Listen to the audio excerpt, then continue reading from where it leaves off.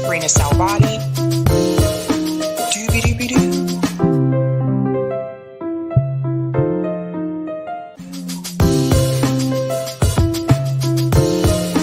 Doobie-doobie-doo. Doobie-doobie-doo. I'm your host, sabrinasalvati. The people of Gaza face agonizing death from orchestrated starvation. The EU is so concerned about the humanitarian situation that some of its member states cut the UNRWA funding and increase arms to Israel. The US is so troubled it's building a pier and airdropping food, but there's hundreds of trucks already at the border crossing full of supplies. It's just they're being prevented from crossing by the same Israel that the US is sending another 17.6 billion in military assistance to. What sort of sick monsters are these? There would be no famine or genocide in Gaza if Biden restrained Israel. His support has been conscious and unconditional. So as the Irish politicians shamefully cross the Atlantic to doff the cap for Patrick's Day and pay homage to this butcher, they should remember that our history and relationship with the US comes from our famine. Irish Americans should know the people of Ireland stand against genocide, Joe. Shasamid leis an Palestine, Chucky for law. Thank you. Welcome to Sabby Sabs podcast and happy St. Patrick's Day. Yes, that was the wonderful Claire Daly there in the spirit of St. Patrick's Day. Obviously, Claire Daly is from Ireland, and she was speaking about the hypocrisy of other politicians in Ireland, specifically willing to meet with Joe Biden during St. Patrick's Day weekend, given the history of that country. So yes, she went there and she called it out and she named names. So kudos to Claire Daly for that. And yes, it is St. Patrick's Day. It's a big holiday here in Boston, but not just Boston. I don't know if you guys are aware, Chicago also has a huge St. Patrick's Day parade and, festivities. Also, Savannah, believe it or not, Savannah, Georgia also has quite a huge St. Patrick's Day. If you've never been there, you should go because it's warmer this time of year than it is in Boston and in Chicago, although this week the weather is weird. But in Savannah, what's kind of cool was that they have the riverfront and you can actually walk into a bar, you can grab your beer and you can take your beer outside of the bar. So you can walk along the riverfront with your drink and you can go from place to place. So it's a little bit different if you go to Savannah versus if you come here in Boston. We have a lot of rules. We have a lot of rules. And I'm not sure about if they have those types of rules in Chicago or not on St. Patrick's Day. But welcome, guys. I'm your host, Sabrina Salvati. If you're new, I want to let you know that Sabby Sabs podcast is a part of Revolutionary Blackout Network. You can catch me there on Thursdays for the Sabby and JB show.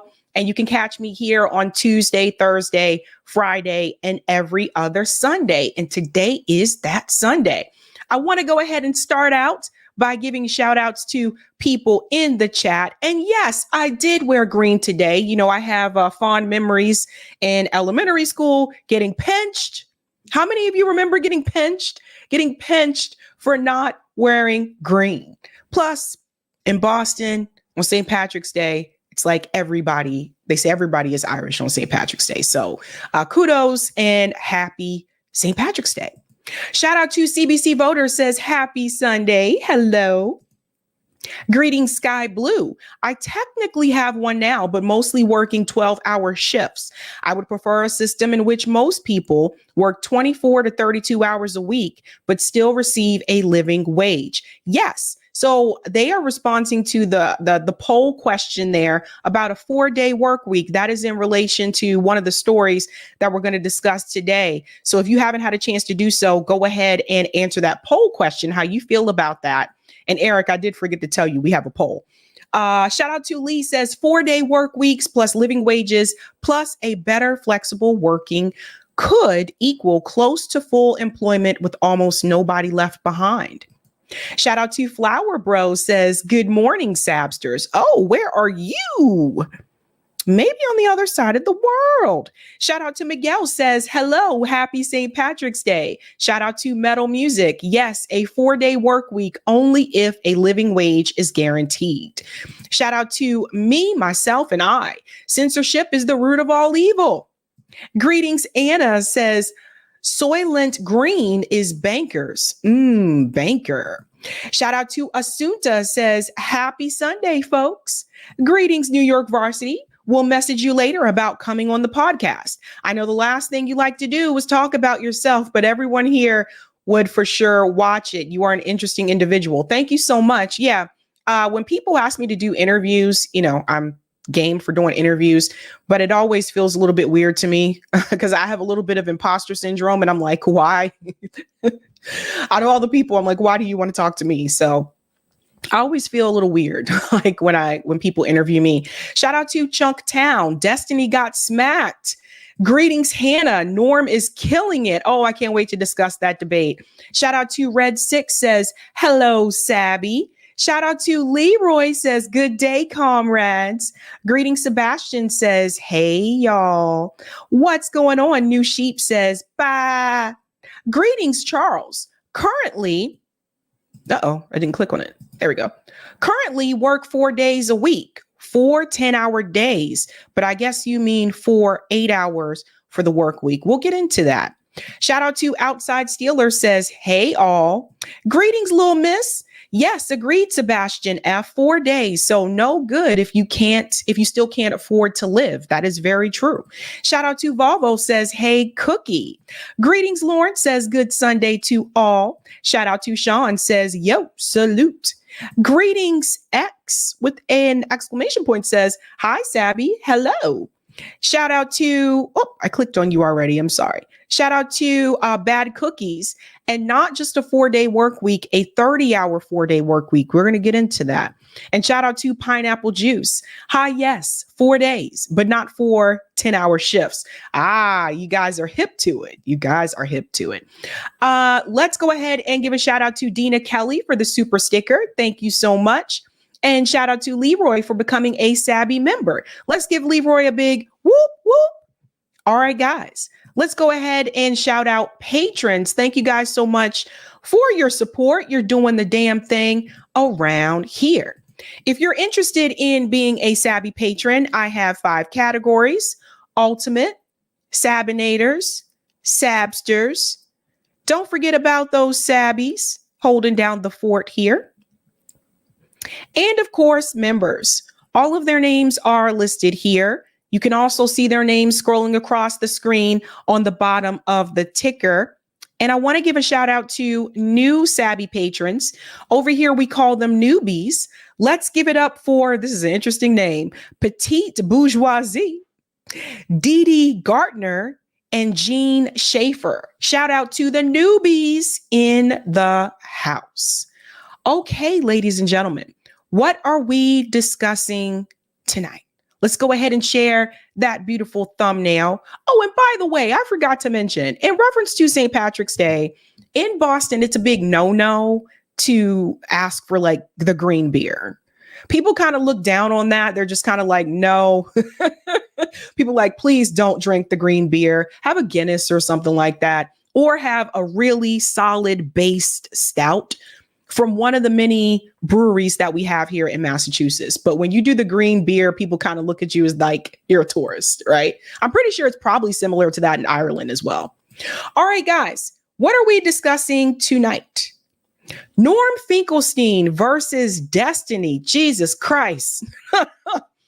Norm really went there on that one. That debate was almost 5 hours long.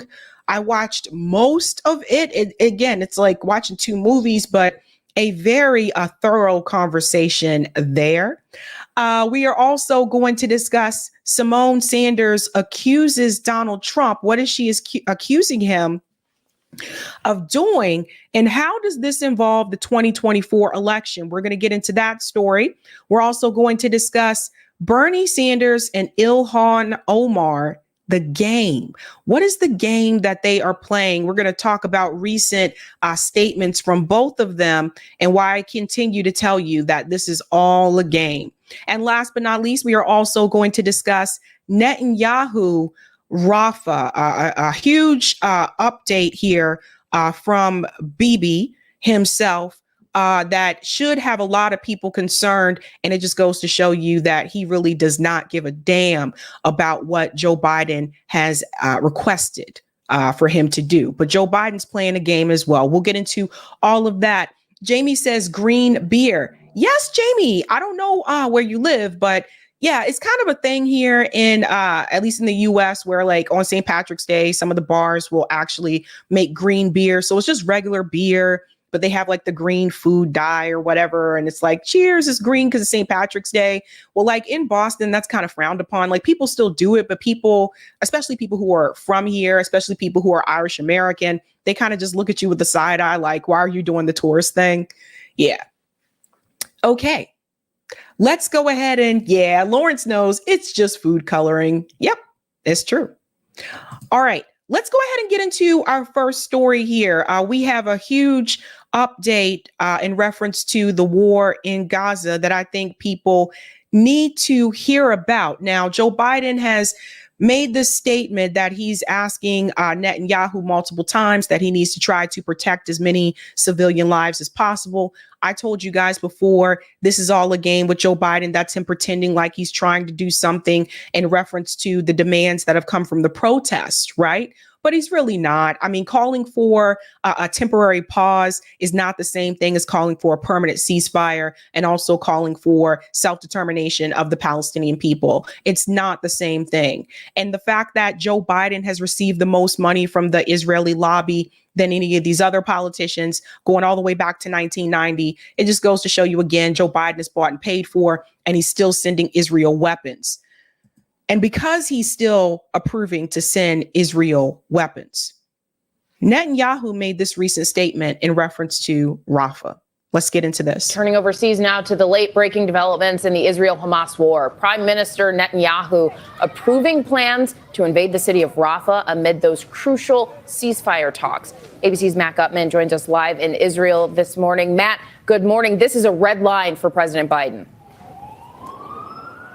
It is, Janae, and Netanyahu didn't offer a timetable for this very controversial offensive in the southern Gaza city of Rafah. It's where Israel believes the last few Hamas battalions and a few of its leaders may still be holed up. And as you mentioned, President Biden has called it a possible red line if Israel does not take the security of the 1.4 million Palestinians sheltering in Rafah into. Pause. So the first thing I want to add is notice how they're saying that Joe Biden has called this a possible red line. Joe Biden contradicted himself in that interview. That's what they're referring to, the interview that he had after the State of the Union address.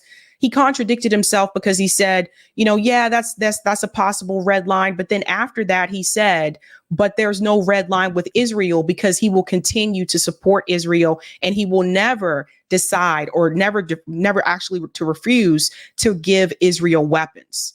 So there really is no red line because to Claire Daly's point, that opening clip at the beginning of the stream, when she said that the reason why Israel was able to commit the genocide is because of the weapons and aid that is coming from the United States government. Yes, we also know they have the Iron Dome, so they have their version of their protection. But had it not been for the weapons that are coming from the U.S., that the U.S. government has approved, this would not continue. So that's a false statement that they're making there. You got to understand, there really is no red line. If he's going to continue to give Netanyahu weapons, then that is giving a green light to Netanyahu to continue to kill Palestinians in Gaza. To account, and it comes a day after Senate Majority Leader Chuck Schumer called for new elections here in Israel, saying that Netanyahu has lost his way. Now, an Israeli general telling me that they have a plan to try to allay U.S. concerns. They're going to try to move somehow those 1.4 million Palestinians from the south to the center of the Gaza Strip into humanitarian enclaves where they'd be provided shelter, food, water, housing, hospitals. And this comes against the backdrop of renewed negotiations between Israel and Hamas. Hamas presenting a new proposal to release about 40 hostages, including women and the ill, in exchange for up to 1,000 Palestinians to be released from Israel's prisons. Netanyahu called it absurd, but he is still sending a delegation to Doha for talks. The U.S. government has said that they're cautiously optimistic about these renewed talks. Gio. All right, Matt, no end in sight, at least for now, in this conflict. Thank you so much. Okay.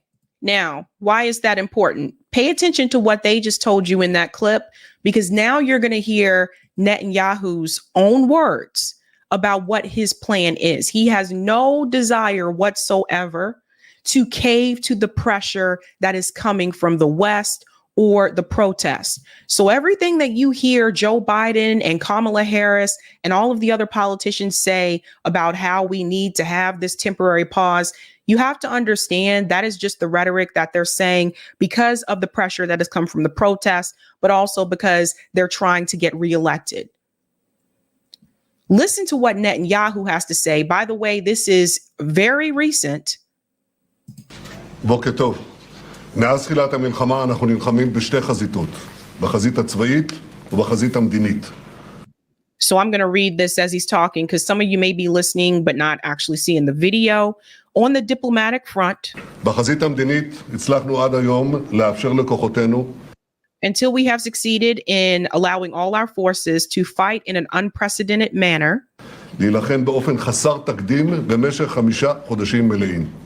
for 5 months. אבל אין זה סוד שהלחצים הבינלאומיים נגדנו.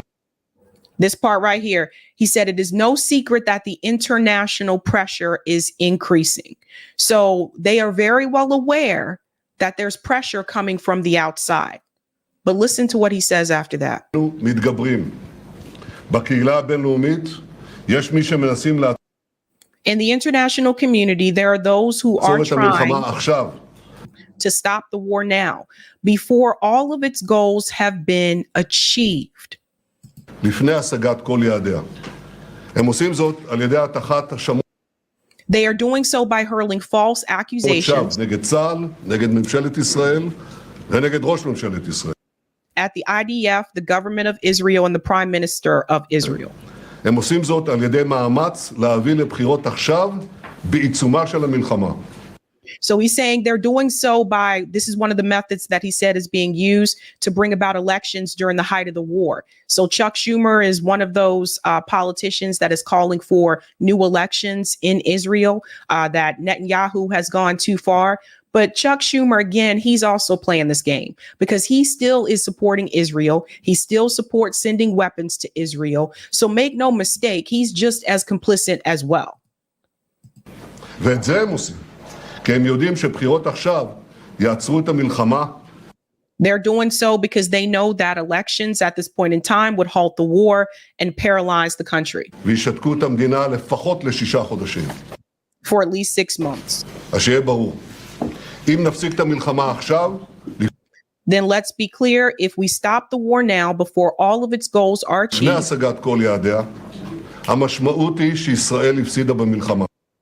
this means that Israel will have lost the war. So here's the thing. Israel has already lost the war in the eye of the public. Just like the same thing with Ukraine. We know Ukraine has already lost this war. Israel has lost the war in the eye of the public. How is it you've killed all these Palestinian civilians and you still have not captured Hamas?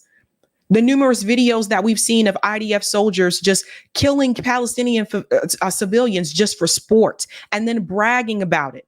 And I told you before, that's the main reason why they want to put these restrictions on TikTok. And they want it to be controlled by Americans because of what is happening on TikTok in reference to the war in Gaza, because a lot of things have been revealed on TikTok and young people are seeing it and people all over the world are seeing these videos and these images. ואת זה לא נאפשר. And this we will not allow. לכן אסור לנו להיכנע ללחצים הללו ולא ניכנע להם. Okay. He says, therefore, we cannot and will not succumb to this pressure. So that puts the ball back in Joe Biden's court. Because for Joe Biden to say on the hot mic at the State of the Union address that me and Bibi are going to have a come to Jesus meeting, or for him to make these statements to say that Israel has to do everything they can to protect the lives of the civilians, this is just all, this is BS. Joe Biden knows at the end of the day that if he continues to give the weapons to Israel, they will continue to kill Palestinian civilians. It's theater. That is a way for him to try to prove to the base that you need to vote for him. You need to reelect him. And Joe Biden is losing in every swing state right now. So it's all just theater. Netanyahu is basically saying to Joe Biden, I don't care what you ask me to do. I'm going to do what I want to do. And there has been no accountability in reference to the state of Israel. The only people that have tried to hold them accountable have been outside of the United States. It's been South Africa. It's been Nicaragua. It's been other countries that have experienced this. South Africa experienced apartheid. They're very well aware of what Israel is doing. The one country that can put a halt to it is the United States. And Joe Biden's refusing to. Make no mistake, if Donald Trump was president, he would refuse to do it too. Our government has been bought by the Israeli lobby. That's who they answer to, and that's who they work for. להפך, האמת הפשוטה הזאת רק מחזקת את הנחישות שלנו להדוף. So he's saying the pressure actually strengthens his determination to continue rejecting the pressure. So you see this? הלחצים ולהמשיך להילחם עד הסוף. And fighting to the end to total victory. And what that really means, remember when there were those statements that were made that said Ukraine was saying that they will continue fighting until the last Ukrainian is standing? That means until everyone's dead. So what Netanyahu is basically saying to you is that when he says they will continue to fight to the end, that means until everyone is gone. That means until all the Palestinians are gone. Because you cannot sit there and continue to kill these people and keep using the excuse that, well, Hamas is using them as human shields. So they continue to have the excuse to kill these people and say, now we can finally get to Hamas. And they still haven't been able to capture Hamas. This is Netanyahu giving the green light and letting Joe Biden and everybody else in the world know that they are going to do this till the end. That means till all the people are gone. Now, doesn't this go against what the ICJ told Israel to do? Where's the ICJ on this matter? Wasn't Israel supposed to report back to the ICJ after 1 month? What happened to that? And we talk about the proceedings that have happened at the UN Security Council, but you have to remember with the UN Security Council, the United States is the only country that is preventing anything from happening to for the Palestinian people. Excuse me, can't talk today. The US is the one that's doing it. It's not the other countries. It's this country that is holding it up. So where is the statement from the ICJ in reference to this rhetoric that Netanyahu just put out? הניצחון המוחלט. שום לחץ בינלאומי לא יעצור אותנו לממש את No international pressure will stop us from realizing all the goals of this war. I sincerely hope people share this video with as many people as possible. He is letting you know no international pressure will stop them. כל מטרות המלחמה. חיסול החמאס, שחרור כל חטוף. From the goals of the war, eliminating Hamas, freeing all of our hostages. ולהבטיח שעזה לא תהווה עוד איום נגד ישראל. Pay attention to that part. And ensuring that Gaza never ensures a threat to Israel. Now, what does that mean? To me, that means that in order for them to feel like Gaza is never again a threat to Israel, even if they were to eliminate all of Hamas, that means that they would not feel comfortable with the Palestinian people remaining in Gaza, and they would have to find a reason to either kill the remaining ones that are there, or they will tell them they have to get out of Gaza.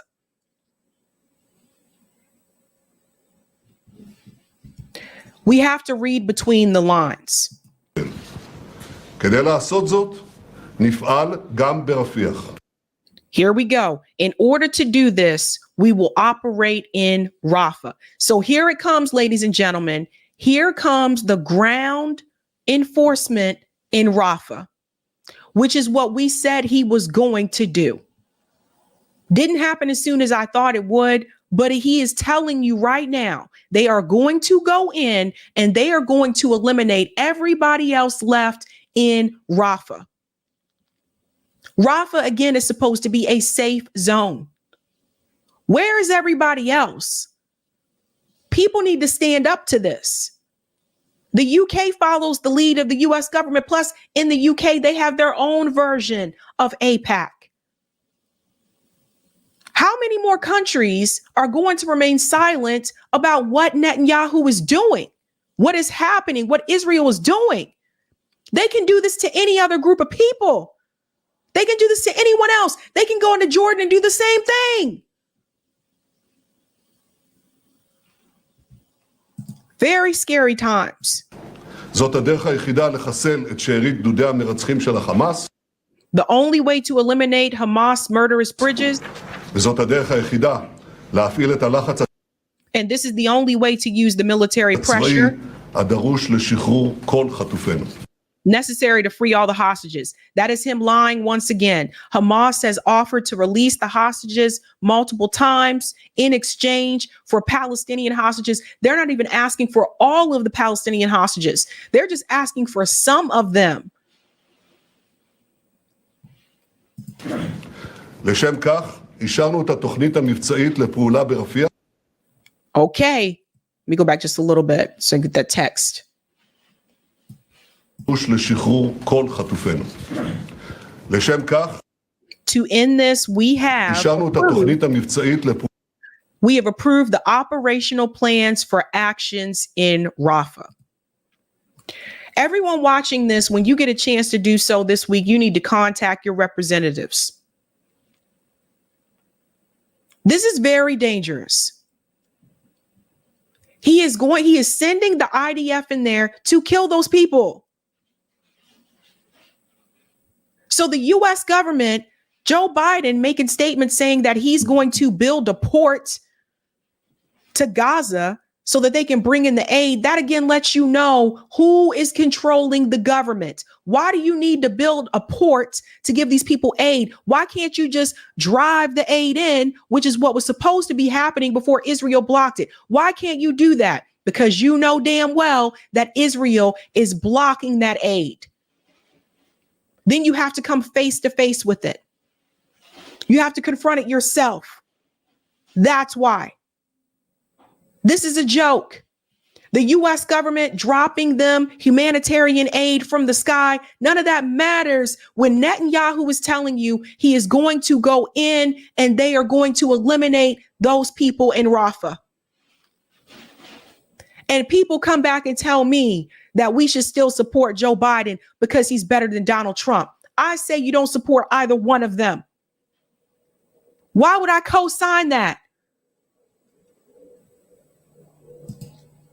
פעולה ברפיח, לרבות קידום הצעדים לפינוי האוכלוסייה האזרחית מאזורי This is a lie. Including the steps, listen to this. ברפיח, לרבות קידום הצעדים לפינוי האוכלוסייה including steps to evacuate the civilian population. Didn't they do that after October 7th? How did that work out? Remember when they were trying to evacuate the civilian population after October 7th, and then the people showed up to those exit routes and Israel was still bombing the exit routes? This is a lie. האוכלוסייה האזרחית מאזורי הקרבות. From the combat זהו zone. שלב הכרחי לקראת הפעולה הצבאית. This is an essential stage of military action. אלה שאומרים שהפעולה ברפיח לא תקרה, הם אותם אלה שאמרו שלא ניכנס לעזה. There are those who said the military action in Rafah would not occur and that we would not enter Rafah or act in Shifa or in Khan Yunis. שלא נפעל בשיפה, שלא נפעל בח'אן יונס, ושלא נחדש את המלחימה. And that we would not resume the fighting לאחר ההפוגה. after the ולכן law. אני חוזר ואומר. Therefore, I reiterate, we will operate in Rafah. He's saying F you to Joe Biden, the ICJ, the UN, humanitarian organizations, and every other country in the world. And I've said this time and time again, Netanyahu, Israel has to be stopped. If we allow this to continue, if our government allows this to continue, what's stopping Israel from doing this to any other group of people?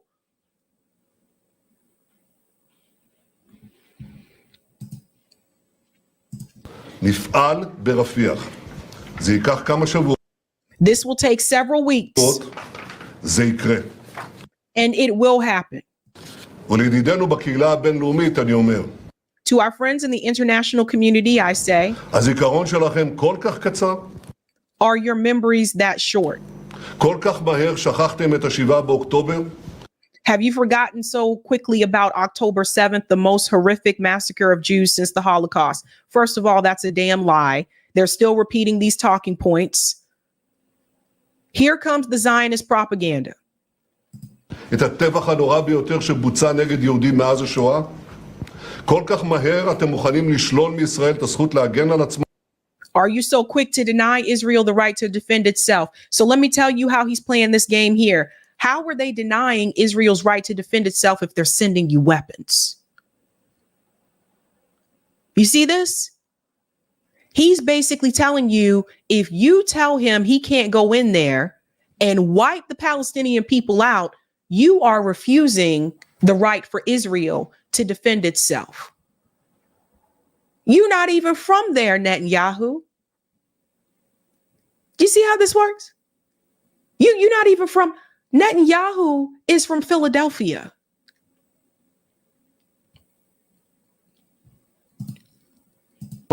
נגד מפלצות החמאס? כל כך מהר איבדתם את המצפן המוסרי שלכם?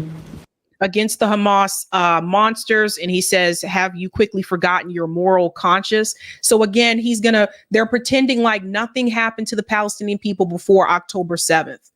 Again, this did not begin with October 7th. If Israel was not abusing and killing and mistreating the Palestinian people and occupying the Palestinian people and oppressing the Palestinian people, there would have never been a Hamas. He conveniently leaves that out. He also conveniently leaves out the fact that he funded Hamas. We're going to get to that in just a second. במקום ללחוץ על ישראל, שנלחמת מלחמה שאין Instead of pressuring Israel, which is fighting the war, the justice of which is unparalleled, ממנה, נגד אויב שאין against an enemy of unparalleled brutality. תחזר ממנו. תפנו את הלחצים שלכם. Apply your pressure to נגד Hamas החמאס ונגד הפטרון שלה. and its patron, Iran. Basically, he's telling these other countries, you need to go after Iran. איראן. הם אלה שמהווים סכנה. It is they who constitute a danger to the region. No, it's you. It is Israel and the genocidal behavior, the attacks on the Palestinian people, the ethnic cleansing. You are the one that is a danger to the region. לאזור ולעולם כולו. See that? And to the entire world. Let's see. So the state that is committing genocide is not the danger to the entire world, but the Palestinian people are. אנחנו בכל מקרה נעמוד מול כל הלחצים ובעזרת השם. We will withstand any pressure, and with God's help, we will continue to fight together until total victory. That means, I'm trying to tell you guys, that means until all of them are dead. You think Netanyahu cares how many IDF soldiers get killed? No, he don't care. He don't care about his own people. This is all about power. There's a reason why he has such a low approval rating from his own people. נמשיך להילחם יחד עד לניצחון המוחלט. תודה לכם.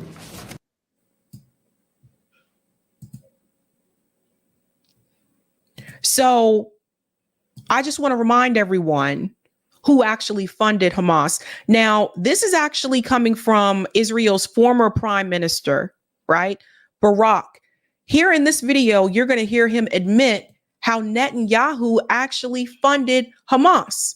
Netanyahu has no one to blame for the creation of Hamas, but the state of Israel and himself. Let's get into this clip here. Yeah, sure. He deliberately and systematically even told on record, whoever wants to avoid the threat of a two-state solution has to support my policy of paying protection money to the Hamas. You hear that? So Netanyahu, of course, we know is heavily against the two-state solution. So how did he push back against the two-state solution? He said, you have to support and fund Hamas. Because you see, one thing I want to mention about a two-state solution, and this is something that those of us at RBN have been saying for a long time, a two-state solution is a joke. Israel is never going to allow the Palestinian people to have their own state because that means they have to have their own army. And then also, the two-state solution does not give Palestinian people the right to return. This whole idea of a two-state solution is a joke. Now, this is Ami Ilhan. So what we did with the permission, listen to this. So what we did with the permission of our Prime Minister is to let Qatar to transfer a huge amount of money in cash, probably more than $1.4 billion. By doing it, we increase the power of Hamas. So everybody hears that. And that was with the approval of Benjamin Netanyahu. This is a part of the game. Obviously, if you're giving them more money, if you're funding them, obviously that is going to increase the power that they have, right? Obviously, that's going to help them. That's not going to hurt them. Why would you want to help them if you feel they're a threat to you? Why would you want to help your enemy if you feel they're a threat to you? We did everything in order to make sure that Hamas will go on controlling Gaza and Palestinian Authority will control the West Bank, so they will fight each other. Netanyahu maintains the Qatar money was to avoid a humanitarian catastrophe. Having helped to build up Hamas, Netanyahu has now vowed to destroy it. He fed the beast and it exploded in our face. If you base your national security strategy solely on force, then you need to win 24/7 forever. So for all the people who take the side of Israel and like to preach about October 7th and have to say it's Hamas, it's Hamas, it's Hamas, I haven't seen any of those people mention that Netanyahu is the one who funded them in the first damn place in order to prevent the creation of a two-state solution. Do you see why this is a red line for people like me? This is why I cannot support any candidate that doesn't come correct on this issue. Israel is a threat, and in my opinion, Israel is a threat to international humanitarian rights, not just in reference to Gaza. They want all of it. They want the Lebanese gone too. They want the Syrians gone too. It's not just about Gaza and the West Bank. This is very scary and concerning. And our politicians are not pushing back against him in the most effective way possible, which is stop giving arms to Israel. Why are we still giving $3.8 billion a year to Israel so they can have free healthcare and they can have free universities? And we don't even have that for our people here in this country because we're bought and paid for. because our government doesn't belong to us, the people. The government belongs to the state of Israel. It belongs to Zionism. It belongs to the Israeli lobby. That's why. So for all the people like Chuck Schumer saying we have to have new elections in Israel to replace Netanyahu, until you come forward and you are ready to tackle Zionism and the danger that it presents and represents in the world, you are not serious about giving the Palestinian people any type of self-determination. Period. Let's go to some of the comments here. Thank you for the super chat, Victor.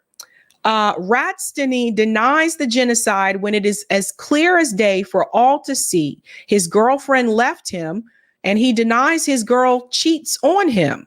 I bet if his house is on fire, he would deny it and say he's baking chicken. That is very interesting, Victor. Thank you, Sparky. Denazify Israel. Isn't it crazy? It's wild. Thank you for this as well, Sparky. Go Yemen, fight the power. Thank you, Kafa. In the occupation of Israel's lobbyists in the United States Congress. Yeah, and it's not even just in reference to what's happening to the Palestinian people and giving Israel money. That's not the only thing that the Israeli lobby is controlling. Thank you, Jojo. My coworker who is in the reserves told me he's getting deployed to Jordan in June. Interesting. That is interesting. Thank you, Old Crow. Israel is by far the biggest security threat for American citizens, but we lie and act as if they are our allies. Israel barely even trains with us. Thank you, New York. Just so we get this, Israel is not our ally. We are theirs. We are the only ones standing between them and big trouble. We have leverage. Use it. Thank you, R. Bailey. Unfortunately, Sabby, we are seeing the new world order being demystified, and our government, our participants. Netanyahu is just the face. Thank you, Cobra. Under international law, Palestinians have a guaranteed right to resist occupation. Includes movements like Hamas, which 90% of Palestinians support as their future leadership and governmental body. That is correct. But apparently international law doesn't really mean anything. That's what I've noticed. If you are just joining us, don't forget to smash that like button. And if you're new, don't forget to like, sub, and share. Crazy times we're living in, ladies and gentlemen. Crazy times. We're moving on to our next story here. Speaking of another crazy time, Symone Sanders is making an accusation against Donald Trump. And this is in reference to the 2024 election. Now, I don't know if everyone has heard this story yet, but apparently we talked before about Fani Willis, the DA that's actually on the Georgia case. We've covered that on this show before. So it has now apparently been ruled that she is allowed to actually stay on that case with certain provisions. And that is discussed in a panel here on MSNBC. Of course, Symone Sanders is leading this panel. You have to understand her role as well. She's there to tell you to support the Dem establishment. Although at one point she was a part of the Bernie Sanders campaign in 2016, Symone Sanders has been following the money. So she moved over to the Biden campaign in 2020.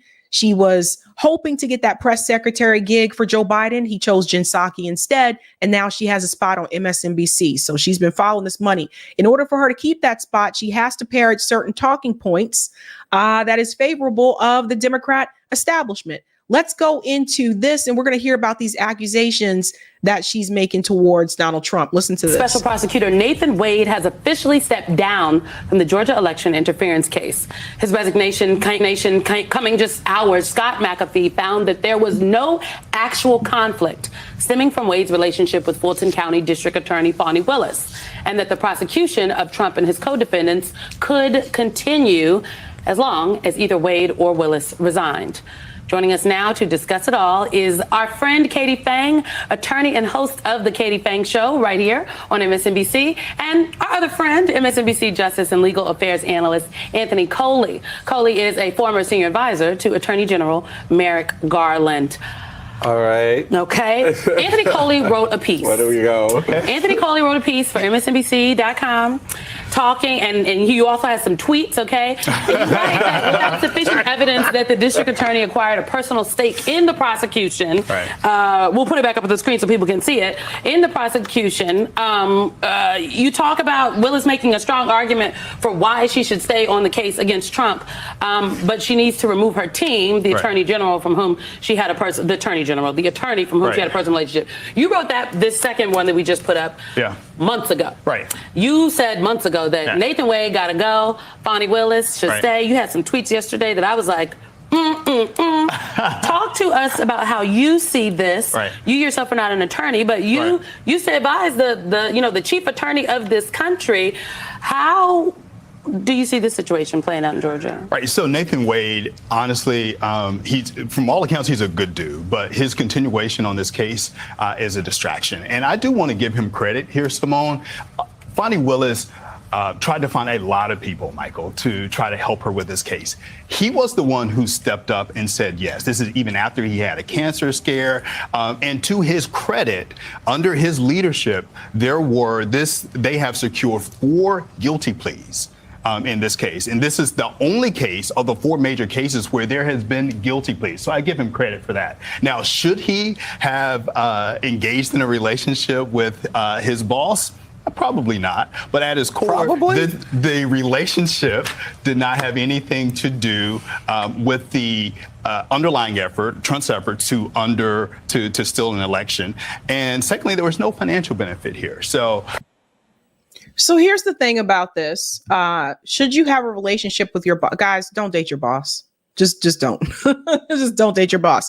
But what's interesting about this here is we always have to ask ourselves, if the shoe was on the other foot, if it was the other side, let's pretend it wasn't Donald Trump. Let's pretend it was Joe Biden that this was happening to, right? And we can use an example of Tara Reade's accusations against Joe Biden, right? Would Symone Sanders and the rest of this panel on MSNBC have the same perception that they do against Donald Trump, against Joe Biden? No, they wouldn't, because they're paid to tell you that the Democratic Party is doing the right thing, the Republican Party is doing the wrong thing. So the days of having this type of media, I guess like the Walter Cronkite media, those days are long gone. And that's the thing that you notice with a lot of mainstream media, MSNBC, CNN, Fox News. Fox News do the same thing. If it's Joe Biden that has accusations, they're going to have coverage that is, favorable to making sure that Joe Biden is held accountable. So MSNBC is going to have coverage that is favorable to making sure that Donald Trump is held accountable, right? So we just have to remember that when we're listening to these cases, because my thing is, where was this same type of push and rhetoric and call in reference to Joe Biden when Tara Reade came forward with her accusations about him?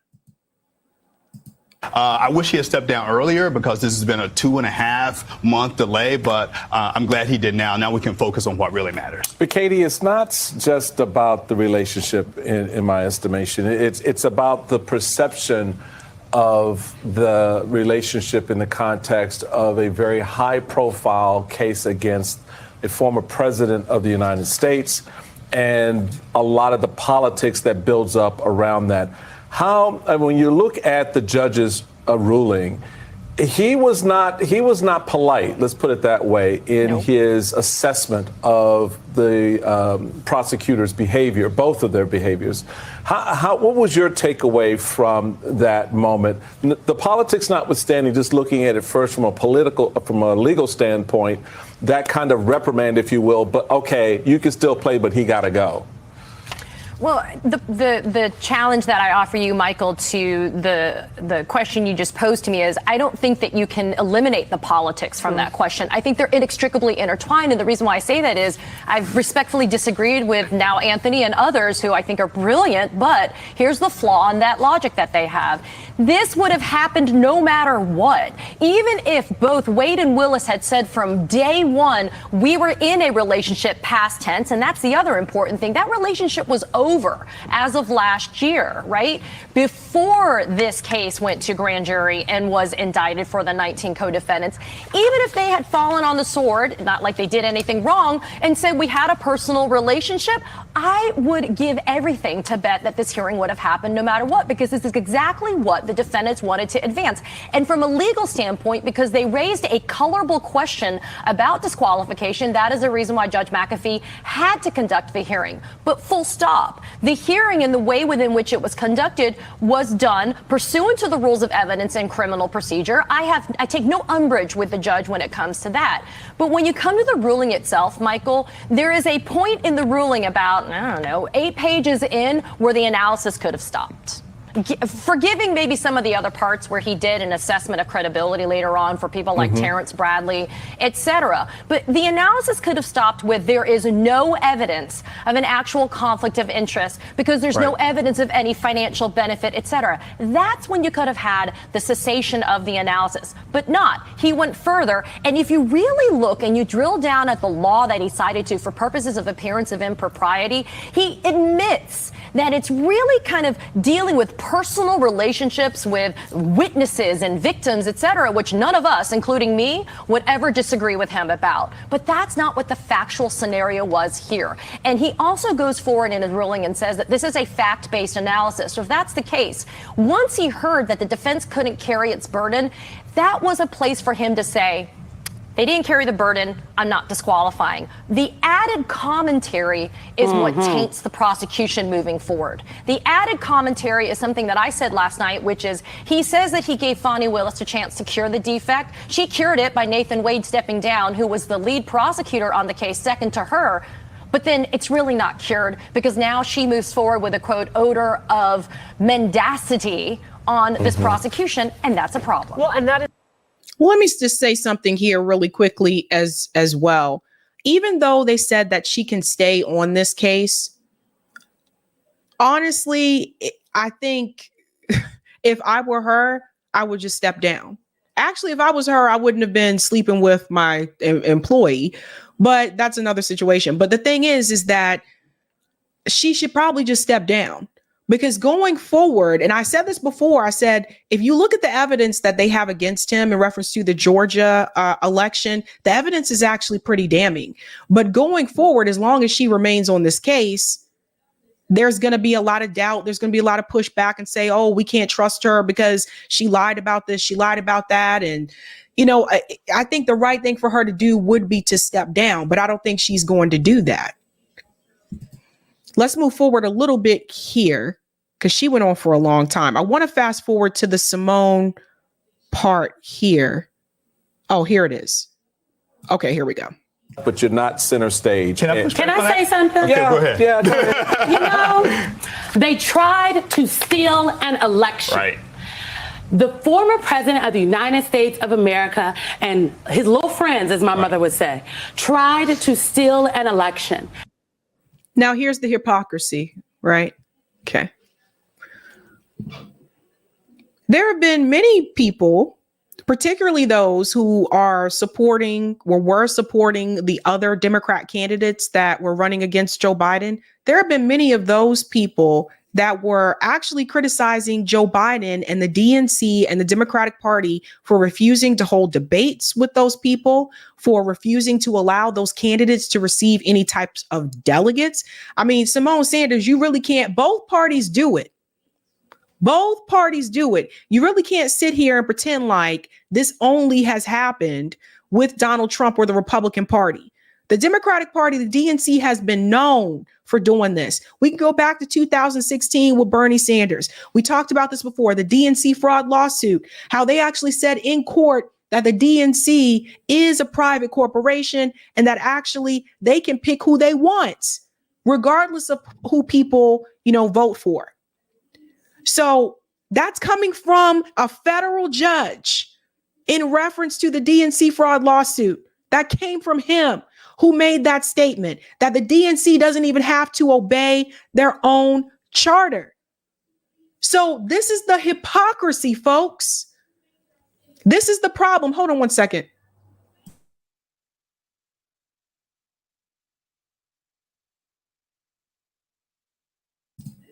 Sorry, I can hear my voice in the background. Anyway, this is the hypocrisy. So how can you sit here and you criticize what's happening with Donald Trump for the Georgia issue when you say, oh, they're trying to steal and da-da-da-da, and you do the same thing? They all do it. It's all rigged. I've been talking about this forever. Like how they can just stop counting? Are you kidding me? They all do it. They're all guilty of it. Ay, ay, ay. And the DA, Fani Willis, is seeking to hold them accountable. Right. And because she sought that accountability, they, the former president and his little friends, allies, Ashley Merchant, the attorney for one of those individuals, they then tried to distract us with salacious gossip, because that is what this is, because if there were facts, we would have found them. And it worked so. Pause. The same thing happened with the Democratic Party. Remember the DNC fraud lawsuit, right? So what was that about? That was actually the Becks. So Jared Beck and his wife, they were actually approached by Nico House. Nico House said, yo, can you guys, help with this? That DNC fraud lawsuit, what they argued in court was that, yes, the DNC rigged it against Bernie Sanders in favor of Hillary Clinton. And what the federal judge said was that basically doesn't matter because this is a private corporation and they can do what they want. They really don't owe you.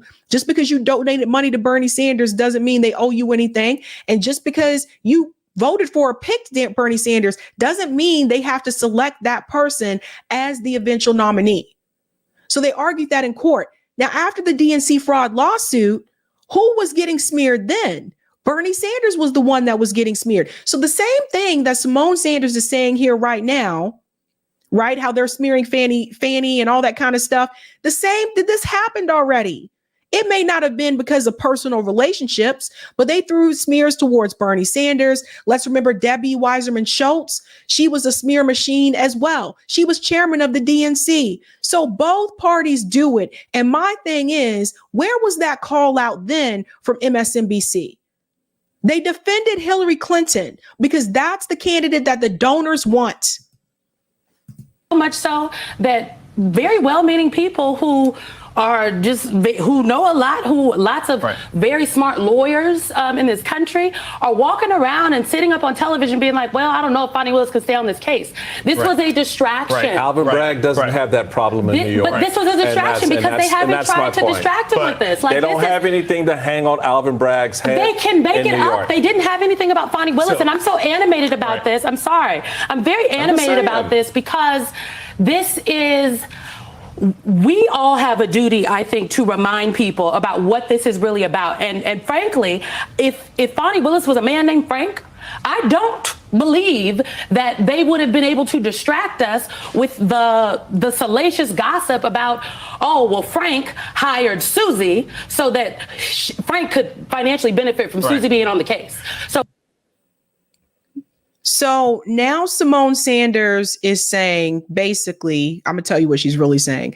She's basically saying that if Fanny were Frank, so if it was a man, then this wouldn't even be an issue. We wouldn't be talking about the gossip. I disagree. I disagree. I don't think it matters that she's a female. I think there would still be some type of gossip about it. This is partisan politics. It is a little sexist. It's a little racist. Yeah, and Symone, I'm happy because you are focusing. Can I just say you are focusing us on what really matters here, right? I think about that moment when Fani Willis said, "I'm not the one who is on trial here, Katie." So what does it mean when you zoom out, Katie, for accountability for Donald Trump, who is actually the person who is on trial? Well, like you. Let me just pause here. So the other thing I wanted to add too is that if Fanny were the guy named Frank, they would still come after him because, again, they're representing Donald Trump. They're not representing Fanny.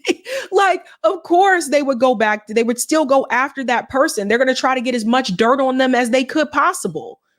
That's just politics. So I don't think that was a good place for her to use that. Yes, discrimination happens. Yes, sexism happens. But I don't think you can play that card just whenever. Just whenever. So that's the kind of thing with Symone Sanders. I feel like she was trying to play that card, like just whenever, when the reality is, if it were a guy who were the DA, they would still go after him too, because it's partisan politics. Jesus Christ. And I think we want to move forward a little bit. I think I was going to end with his part here. Actually, no, we can stop it there, because I'm actually going to go to the next clip.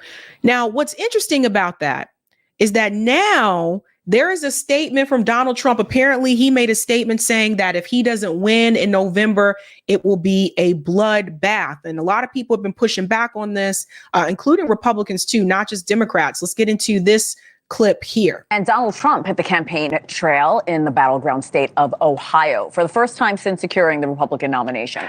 And President Biden attended the annual D.C. Gridiron Dinner, both candidates issuing very different warnings on the campaign trail. With the very latest, Sarakshi Rai from The Hill joining us this morning. Sarakshi, good morning. Trump had some pretty strong words campaigning in Ohio yesterday. What did our former president have to say?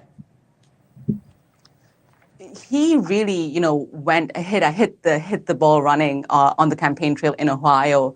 He was campaigning for Republican candidate for Senate, Bernie Moreno, whose primaries are coming up on Tuesday, where he really was talking about the auto industry, but then went into a comment saying that there would be a bloodbath in the country if he wasn't reelected in November. Now, he was talking about the auto industry, and his campaign later clarified his comments.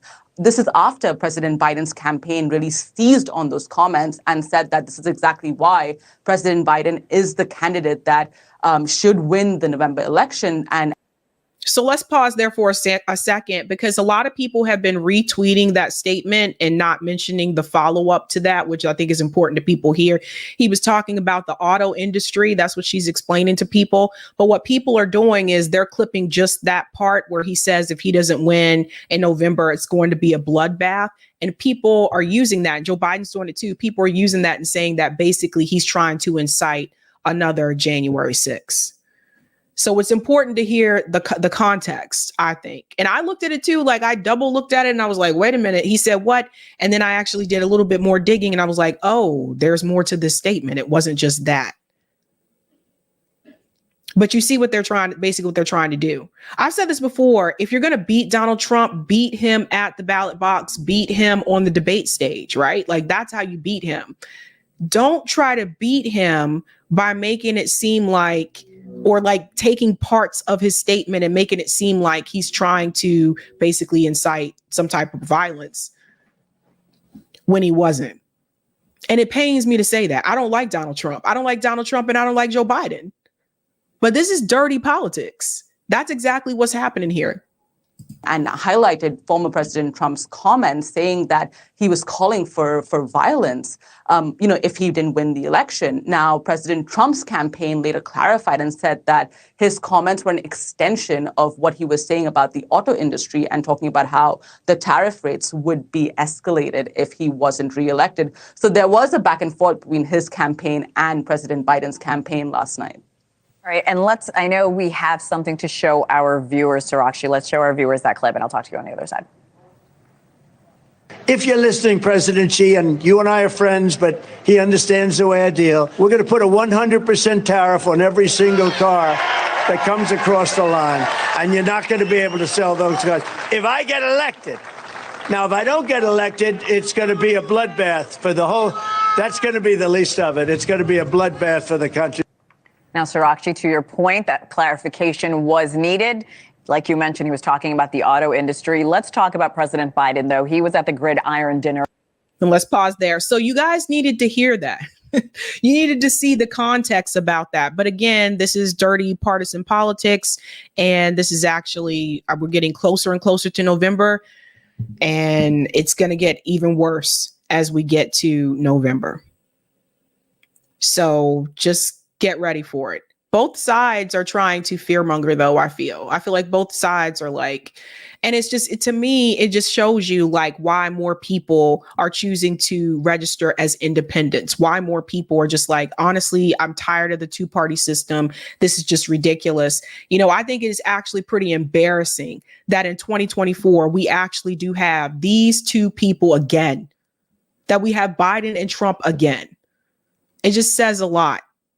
And it's also going to say a lot more if Joe Biden chooses not to debate in the general. What a mess. What a mess. But yeah, according to Symone Sanders, the hypocrisy is just hilarious to me. Thank you for the super chat, Sparky. Make Israel Syria again. In those Ottoman Empire days, Levant Jews got along with their neighbors, including Muslims and other religions. Robert says, Sabrina, you hit the nail right on the head. Look up the Samson option in reference to Israel and their nuclear weapons. Thank you, Sparky. It's a small legal world, so just having a relationship with a fellow lawyer alone isn't enough to constitute a conflict of interest, boss or not, especially in small communities. Yeah, I just advise you guys, don't date your boss. Thank you for this as well, Sparky. Judge's ruling didn't make sense legally. Thank you, R. They tell us to fear Putin, but they coddle Bibi Netanyahu. Yes, they do. Thank you also for this, Sparky. Trump may be better off with Fannie remaining as a prosecutor. And thank you, DC. Federal elections fixed like professional sports. There you go. And we are moving on to our next story. I want to talk about playing games with two people in particular, Ilhan Omar and Bernie Sanders, because they like to play games. Recently, both of them have issued statements calling for ceasefire. Actually, Ilhan called for a ceasefire. Bernie Sanders is calling for, the humanitarian aid. He still won't really say ceasefire. But these two in particular, who describe themselves as progressives, they're basically trying to play both sides. They're trying to play that progressive lane, but they're also trying to play the establishment Democrat lane. And I'm going to show you how this works. We're going to start with Ilhan Omar. If you remember, at the State of the Union address, Ilhan actually sat with other members of the squad demanding a ceasefire when we all pointed out that AOC was not a part of that group. I want to bring up this picture here. Notice she's with Cori Bush. I forget this woman's name, but Cori Bush and Ayanna Pressley, right? Remember, we all pointed out that AOC was not with them. She already separated herself, right? But don't be fooled, because something that I've noticed about Ilhan Omar, for whatever reason, even people who are really upset with AOC still want to give her some type of credit. They say she's more bold. Actually, they say her and Rashida Tlaib tend to be a little bit more bolder. I'm going to show you how Ilhan is also just playing a game, just in a different way. You see, she actually tweeted this. She said, "Stop sending bombs. I'll continue to push the Biden administration for a permanent ceasefire." So that was March 8th. She sent that. That was on my birthday. Okay. But let me show you what she does. We're going to go to 2023 and we're going to go to now. In 2023, Ilhan Omar calls Israel Lobby AIPAC a right-wing PAC funded by dark money. So let's get into this piece here. Representative Ilhan Omar called AIPAC, which calls itself bipartisan, a right-wing super PAC and accused it of being funded by dark money. Omar is accusing a pro-Israel group of working to unseat her with a more moderate primary challenger in the upcoming 2024 election. So, yes, they are working to unseat her and others. Here's the problem with her statement. Ilhan Omar knows damn well that AIPAC doesn't just lobby for the right wing. They also lobby for the Democratic Party. So what Ilhan Omar has decided to do, she's basically, I'm going to call out the Israeli lobby I'm going to call for a permanent ceasefire, but I'm going to make it seem like the Israeli lobby is only funding right-wing politicians. This is how Ilhan still maintains to stay in the game. Because even though she is a little bit more vocal than other members of the squad, even on some issues where AOC has chosen to be quiet, she is still very much in the pocket of the Democrat Party leadership and the establishment. And I'll tell you how. Hakeem Jeffries, who's the minority leader of the House, supports the Israeli lobby, supports AIPAC, supports the state of Israel. He's not shy about this. He said this multiple times publicly. Now, that's your minority leader of the House. But Ilhan Omar is going to sit there and pretend like AIPAC is only supporting the Republicans. Richie Torres, who Ilhan Omar has actually debated with. She knows damn well that Richie Torres is funded by AIPAC. So why would Ilhan Omar only make this statement and make it seem like it's only happening with Republican politicians? Why would she do that? If you are a progressive politician in the Democratic Party in DC, you are facing a lot of pressure from Democrat leadership, correct? Whether it was Nancy Pelosi or now it's Hakeem Jeffries, right? So the way that she remains in their good graces is by making it seem like the Israel issue is partisan, when she knows damn well that both parties support the state of Israel. Both parties take money from the Israeli lobby. But she's not calling out the Democrat politicians for doing this. She's not calling out the Democratic Party for doing it. That's how she maintains her seat, at least for now. You have to remember that Ilhan Omar barely won her reelection. Barely. That was 2023, that statement she made there. But this was recent, just to show you she hasn't changed. AIPAC has endorsed 109 Republican insurrectionist election deniers who voted to overturn the 2020 election to Joe Biden. You see this? Straight up Democrat establishment talking points. That sounds like something Nancy Pelosi would say. That sounds like something Hakeem Jeffries would say.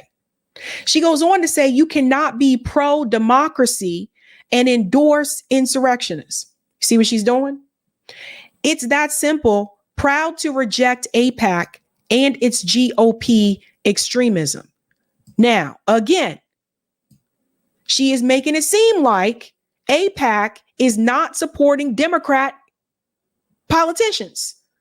She's making it seem like AIPAC is only supporting the Republican politicians. So she posts this here, reject AIPAC and Donald Trump, Nikki Haley, and Ron DeSantis mega donors. Why isn't Joe Biden's face on here? Why isn't Hakeem Jeffries' face on there? Why isn't Richie Torres' face on there? Because then she would have to admit that AIPAC is bipartisan and that both parties have this issue, that both parties back the state of Israel. And that would not go over well for her in the Democratic Party. You got to be kidding me here with this. Because first of all, Joe Biden has taken the most. He's taken the most. But she out here telling people, here she is, join us. Join us. Do I think people should reject AIPAC? Abso-fucking-lutely. But do I think that AIPAC is only funding Republicans? I know they're not. I've shown it to you on Open Secrets. That's the game that she said, thank you so much. It's a game and people keep falling for it. Yeah, this is the game that they play. Bernie Sanders is the same damn thing. Now, I showed you earlier, she said that she wants a ceasefire, right? Okay. Listen to this. On the president and this election, which is, as you point out, a really important one, you didn't vote for President Biden or for uncommitted in Minnesota's primary. The uncommitted vote was a big part of that primary in your home state. I wonder if the election were held today, would you vote for Joe Biden? Can you confirm that he would have your vote today? Of course, democracy is on the line. We are facing down fascism. Everybody peep the game.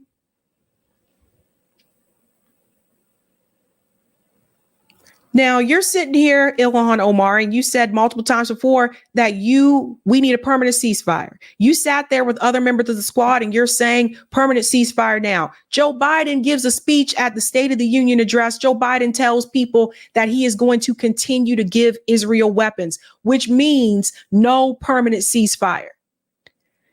Abby is asking you if you're going to support Joe Biden, and you say, of course, we have to protect our democracy. Now, all of a sudden, democracy is more important than genocide,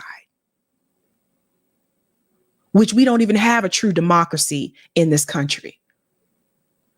And she knows that as well. This is the game. The moment these Justice Democrat politicians actually won their races and were in DC, once they got into office, there was nobody, and I don't know who would have been in charge of this Justice Democrats, but because it seemed like it really fell off. There was nobody in the organization still like mentoring these people or staying in touch with these people. And from what I understand, it went both ways. But the point is this. These people decided that they were going to focus on their political career. If Ilhan Omar didn't care about her political career, she would not sit up here and say, of course, I'm going to vote for Joe Biden. Now, Abby just told you that she didn't vote for Joe Biden or uncommitted in the primary. Now she's telling you she's going to support him in the general. So you see how this works? This is how Ilhan Omar still tries to maintain some type of street cred in the progressive community, but still tries to keep her seat and remain safe with the Dem leadership. You can't have 1 foot on the progressive side and 1 foot on the liberal side at the same time. You can't. They don't add up. Either you going all the way or you selling out. And she's selling out. The tweets are theater. And I personally know what my life felt like having Trump as the president of this country. And I know what it felt like for my constituents and for people around this country and around the world. We have to do everything that we can to make sure that does not happen to our country again. And do you think your constituents ultimately will come to the same conclusion that you did, you know, the tens of thousands who voted uncommitted as a protest against the president? Well, the uncommitteds have been very clear. They want a change in policy, and we've seen that. Within 3 days, you had the vice president using the word ceasefire. Pause. You see what's happening here? Okay. So see how the Democratic Party has co-opted not just the word progressive, but they've co-opted the word ceasefire? Kamala Harris didn't call for a ceasefire. She called for a pause. We've corrected this multiple times. But here is Ilhan Omar, who also knows that Kamala Harris called for a temporary pause, which Joe Biden had already called for. So it's not like it was something new. She's now parroting the same talking points from mainstream media and Dem leadership. This is the game. We now have the president saying there is a red line if Israel goes into Rafah, that he is going to condition aid. So there has been a significant progress. That is a lie. I watched the interview too, Ilhan Omar. Joe Biden never said he was going to condition aid. Joe Biden said he will always stand with Israel. He said there is no red line with standing with Israel, and he would never not give them the weapons that they need. Everybody see what's happening? The Ilhan Omars, the AOCs, all these people, how you sit there, Ilhan, and you just lie straight to the people's face. I think it is the responsibility of every citizen of this country that cares for the humanity of all to continue to push this administration to do what it can do to end the onslaught that Palestinians are living through every single day. All right. You mean push the administration, right? Push the administration just like you pushed them on everything else that we didn't get? Just like you pushed them on $15 minimum wage?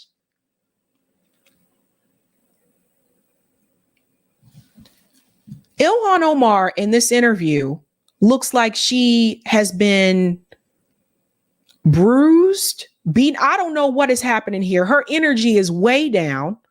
I don't know if she's being held hostage or what, but I don't understand, Ilhan, how you can go back to people within your community and hold your head up high.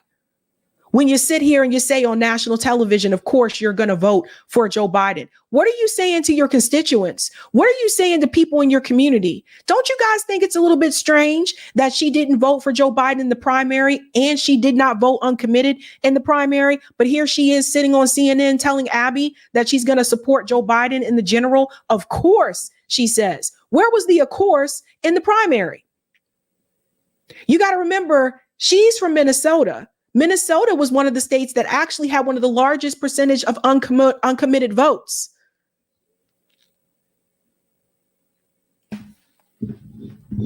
This is a game. She looks like she's being held hostage. You barely won your election last time. Won't be surprised if you lose it again, if you lose it. Because from what I've heard, and I interviewed someone from her district that came on to talk about what's happening in Somalia, and they made it very clear to me that even the Somalian community is not too fond of Ilhan, okay? Then there's Bernie Sanders. Bernie doing the same damn thing. Now let me show you Bernie's game. His game's a little bit different. You see, Bernie likes to put forth legislation, right, that he knows damn well either is not going to pass or he knows Joe Biden is not going to approve. So we'll say that he puts forth like progressive legislation,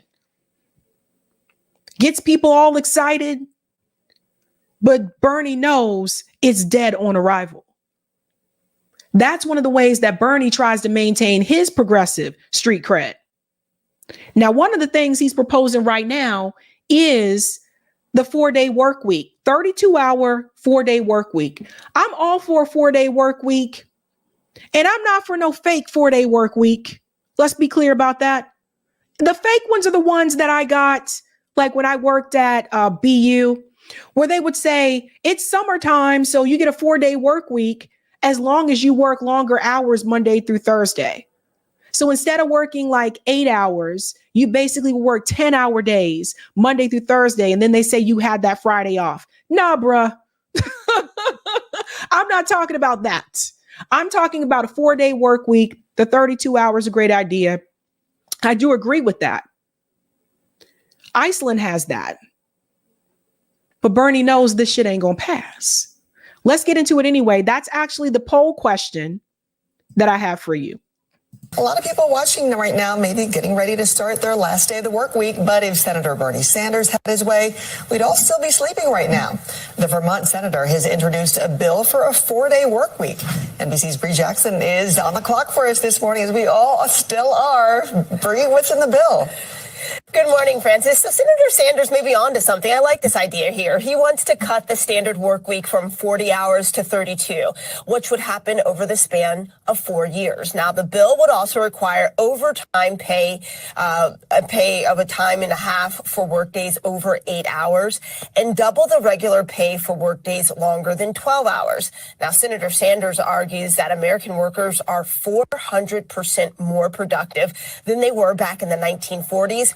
But today, millions of Americans are working longer hours for lower wages. He says advancements in technology should not only benefit the CEOs, but critics of the bill say these policies would hurt the economy and therefore hurt American workers. So it wouldn't hurt the economy. It wouldn't hurt American workers. What's interesting, though, is the pay. Because the reality is, I know this working 5 days a week. I wasn't busy all 8 hours, like Monday through Friday, right? Like there are times when you do have like, you're just kind of like, okay, I'm just here, like answering email or whatever. But there are ways that you can get that work done within 4 days, at least for my profession, there was. That being said, though, if you don't increase people's wages, and I'm not just talking about the overtime, I mean, just all together, I feel like that's a piece that is needed. I agree. Yes, we all need to have the 4-day work week. I agree with that. Give people Friday. You have 3-day weekend, Friday, Saturday, Sunday. Other countries have done this. It works out just great. I totally agree with that. But I also feel like we still need to increase the wages for people. People need a living wage in this country. Because if you work at McDonald's and let's say we adopt the 4-day work week, let's say you work at McDonald's full time. So now you're like, okay, cool. I only have to work 4 days, yada, yada. But your pay hasn't increased still. So we need to think about those things. The question that we are asking today is a pretty simple question. Do we continue the trend that technology only benefits the people on top? Or do we demand that these transformational changes benefit working people? We have that balance. This disrupts that balance. And we won't maintain the status of being the world's wealthiest nation if we kneecap the American economy with something which purports to be good for the American worker, but indeed will lead to offshoring of jobs seeking for a lower cost labor force. And similar bills have been introduced before, including just last year, but have never even made it to a vote in the House or the Senate. Francis? Okay, well. Did you hear that part right there? That part's important. Never made it to the House or the Senate. This is the point that I'm trying to bring up, guys. Okay, so the game that Bernie Sanders likes to play is he likes to introduce progressive legislation that he knows damn well is either going to be dead on arrival or Joe Biden is not going to approve it. LPA Film said Bernie is doing all of this because he needs things to entice people to stay in the Democratic Party. Exactly. And that brings me to my next point with Bernie Sanders. Now, he out there saying we got to put forth these progressive policies, but Bernie Sanders still keep you in the same party and still keep you voting for the same people who are against those policies. He's still telling you, this money shouldn't be just going to the people at the top, but then he tells you to support and vote for the person who's supporting the corporate interests and the people at the top. Joe Biden is establishment. Joe Biden is corrupt. Joe Biden supports the military-industrial complex. Look how many international conflicts we are already involved in under Joe Biden's presidency. You can't make this up. You can't make it up. Joe Biden supports giving more weapons and aid to Israel.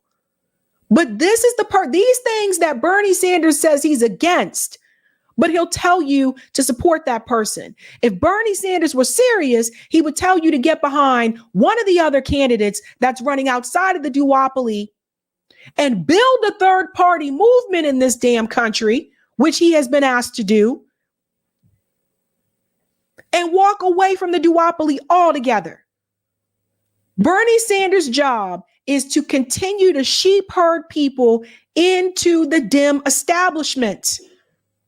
So when he knows that people like himself and other progressives are not going to win, or outside forces are challenging Joe Biden and are correct on the Israel-Gaza issue, and have similar policies to his, but they're more progressive?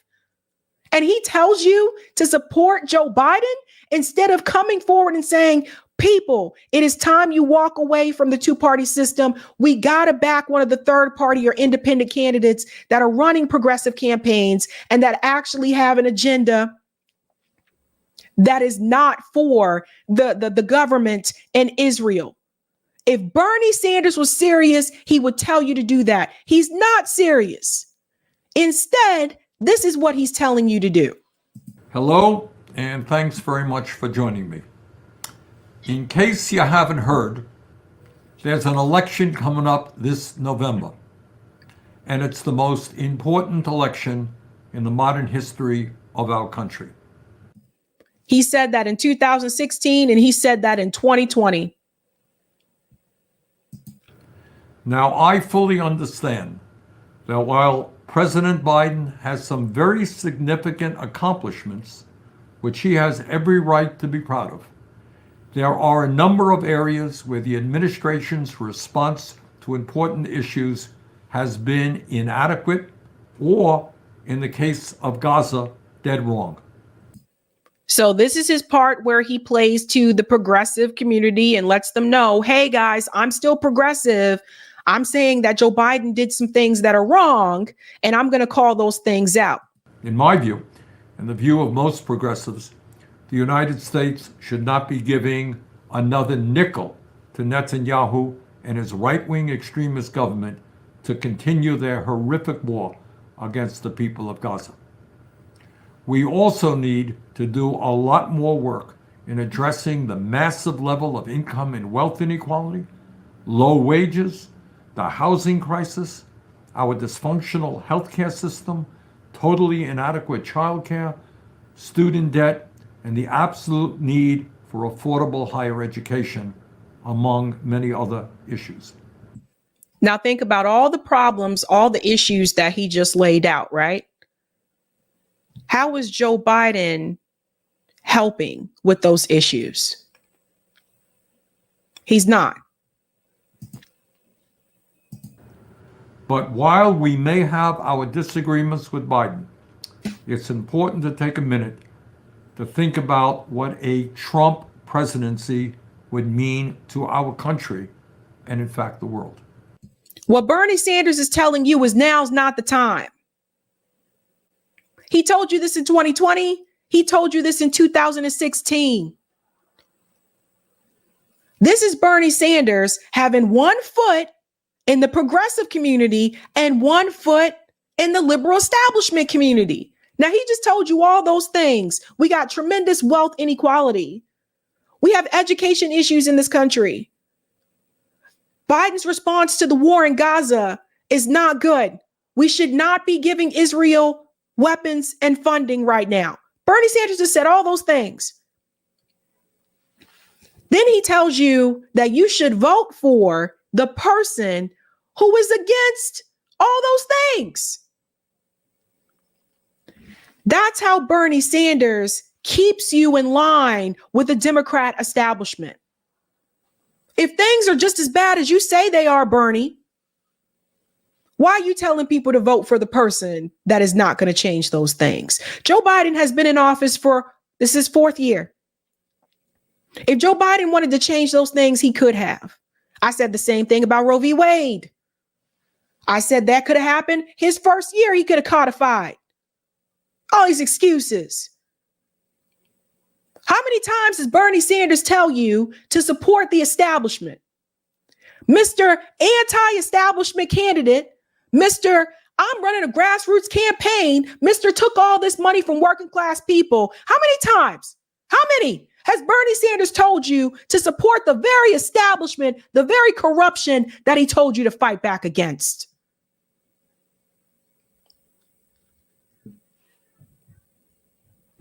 Here he goes with Orange Man Bad. If you believe in democracy, and I know you all do, if you believe in science, if you believe in justice and workers' rights, let me be very clear. The next several months will be the most important in modern American history. He brought up workers' rights. Joe Biden broke the railroad strike. Everybody wants to bring this up because the UAW decided to endorse Joe Biden. By the way, these unions are paid to endorse candidates. They're paid to endorse them. The members of the UAW, according to Sean, made it very clear that they're not even going to be supporting Joe Biden in 2024. But now all of a sudden, workers' rights goes to Joe Biden. You can't deny the workers' rights under Joe Biden. Dude broke the railroad strike.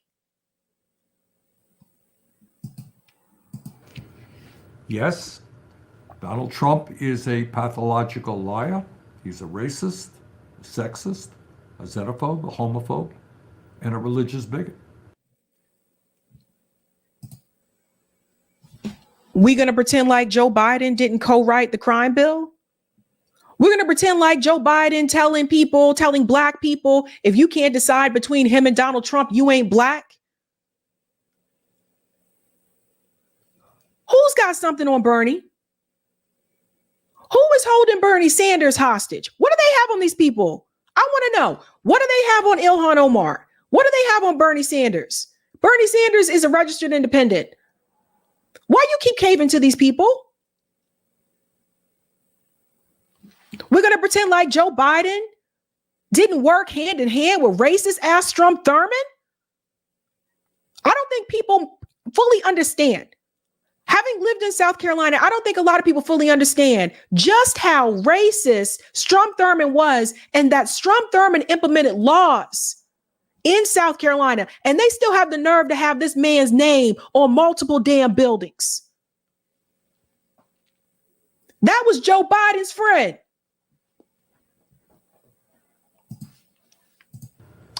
Yup, Donald Trump has denied the election defeat that he experienced and is undermining American democracy every day, peddling conspiracy theories and converting the Republican Party into a cult of the individual. Was there an issue with democracy, Bernie Sanders, when the DNC rigged the primary against you in 2016? Does that not count because it was the Democratic Party that was doing it? Yep. Donald Trump has contempt for a free media and has encouraged violence and the never before seen use of the military and federal agents against U.S. citizens. But if you believe Donald Trump's first term was dangerous, I want you to think for a moment about what a second term would look like. Here comes the Trump derangement syndrome. All of you should be very, very afraid. How are things working out for you now economically? Why are people pretending like things are just so much better under Donald Trump, under Joe Biden? I've said this before. Donald Trump is overt. Joe Biden is covert. Both are supporting corporate interest. Both. If Donald Trump is elected this November, the fight against climate change is over. Period. It's the end, and the people of this planet will have lost. I would say we've already lost that battle, considering the fact that Joe Biden approved the Willow Project, considering the fact that Joe Biden approved drilling off of the coast of Texas. So you see what him and Ilhan are doing? They're calling out these issues with the Republican Party, but they're not calling out those same issues with the Democratic Party. Not only does Donald Trump believe climate change is a hoax, but he has and will once again appoint agency leaders and judges who will undermine our ability to move toward energy efficiency and sustainable energy. And if the United States retreats from the fight against climate change, countries like China, India, and the rest of the world will follow. How are you fighting back against climate change and you're still supporting, funding, and endorsing wars? How you fighting back again? How you fighting back against climate change if you're giving Israel weapons, Bernie? Everybody, they talk about climate change. They want to talk about it in reference to pollution, the environment. Oh, we got to recycle, all that kind of stuff. Recycle is just a drop in the bucket when it comes to climate change. And you still out here bombing people, and the gases that are released from those bombs, if you were serious about climate change, you would be calling for an end to the military-industrial complex. This is the problem that I had with the dim socialists. They only willing to go so far. They still want to be part way in the Democratic Party. They still want to be friends with the Democrat leadership, which they're all establishment. And they still kind of want to be friends with the people who are progressive that are supposed to be trying to push the Democratic Party in a different direction. No. You can't have it both ways. You just can't. These are things that revolutionaries knew. The Black Panthers knew that. Malcolm X knew that. MLK knew that. Kwame Ture knew that. You can't do it both ways. Aye. That would have irreversible implications for the future habitability of our planet, for our kids, our grandchildren, and for future generations. If Trump is elected in November, the already obscene levels that we are now experiencing of income and wealth inequality will only get worse.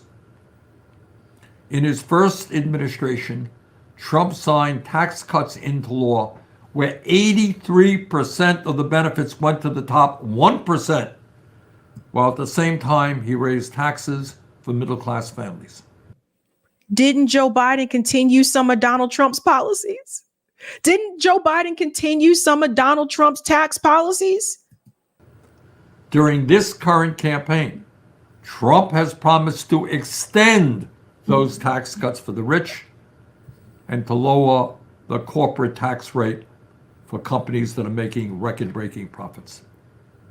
If Donald Trump is elected again in November, we can expect him and the Republican Party to escalate the attacks on women's reproductive health in this country.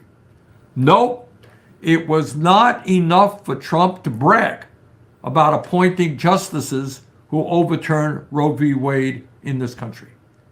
He and many other Republicans want to go further. They want a federal abortion ban. I don't think I've heard Donald Trump say a federal abortion ban. I think Bernie is exaggerating there. But the point well being is that when Donald Trump was in office, he accomplished the things that he said that he would accomplish. He said he was going to do these things. He did these things. When the Democrats have been in office, they haven't accomplished things in reference to the women's rights that they could have. Joe Biden could have codified Roe v. Wade into law before the Supreme Court made their decision. Obama could have done that and said he would and then changed his mind after he was elected. Bill Clinton could have done that. So instead of asking, like, we already know who the Republicans are. They're overt. They're loud about what they believe. They don't hide that. What Bernie should be asking is, why is it that the Democratic Party, the politicians that are supposed to be for women's rights, why they sat back on this issue for so damn long? And that's what they will strive for if he is elected this November. If Donald Trump is elected again, it is likely, and I say this with a heavy heart, but it is likely that the almost 250-year experiment of American democracy is all but over. What experiment? What democracy? The same democracy that rigged the primary against you? The same democracy that has redistricting? The same democracy that has voting machines that don't work in some neighborhoods? What democracy? The same democracy that has politicians that are owned and bought by corporations and Wall Street and military industrial complex? That democracy? The same democracy that tries to prevent third party and independent candidates from getting on the ballot in every state? That democracy? No. You got to be mistaken. It goes without saying that Trump tried to overturn the results of the last presidential election, but his attack on democracy goes far deeper than the violence of January 6, 2021. If Trump wins, you can expect more extreme gerrymandering, more election workers being harassed and threatened, more young people and people of color being denied their right to participate in elections. Seriously.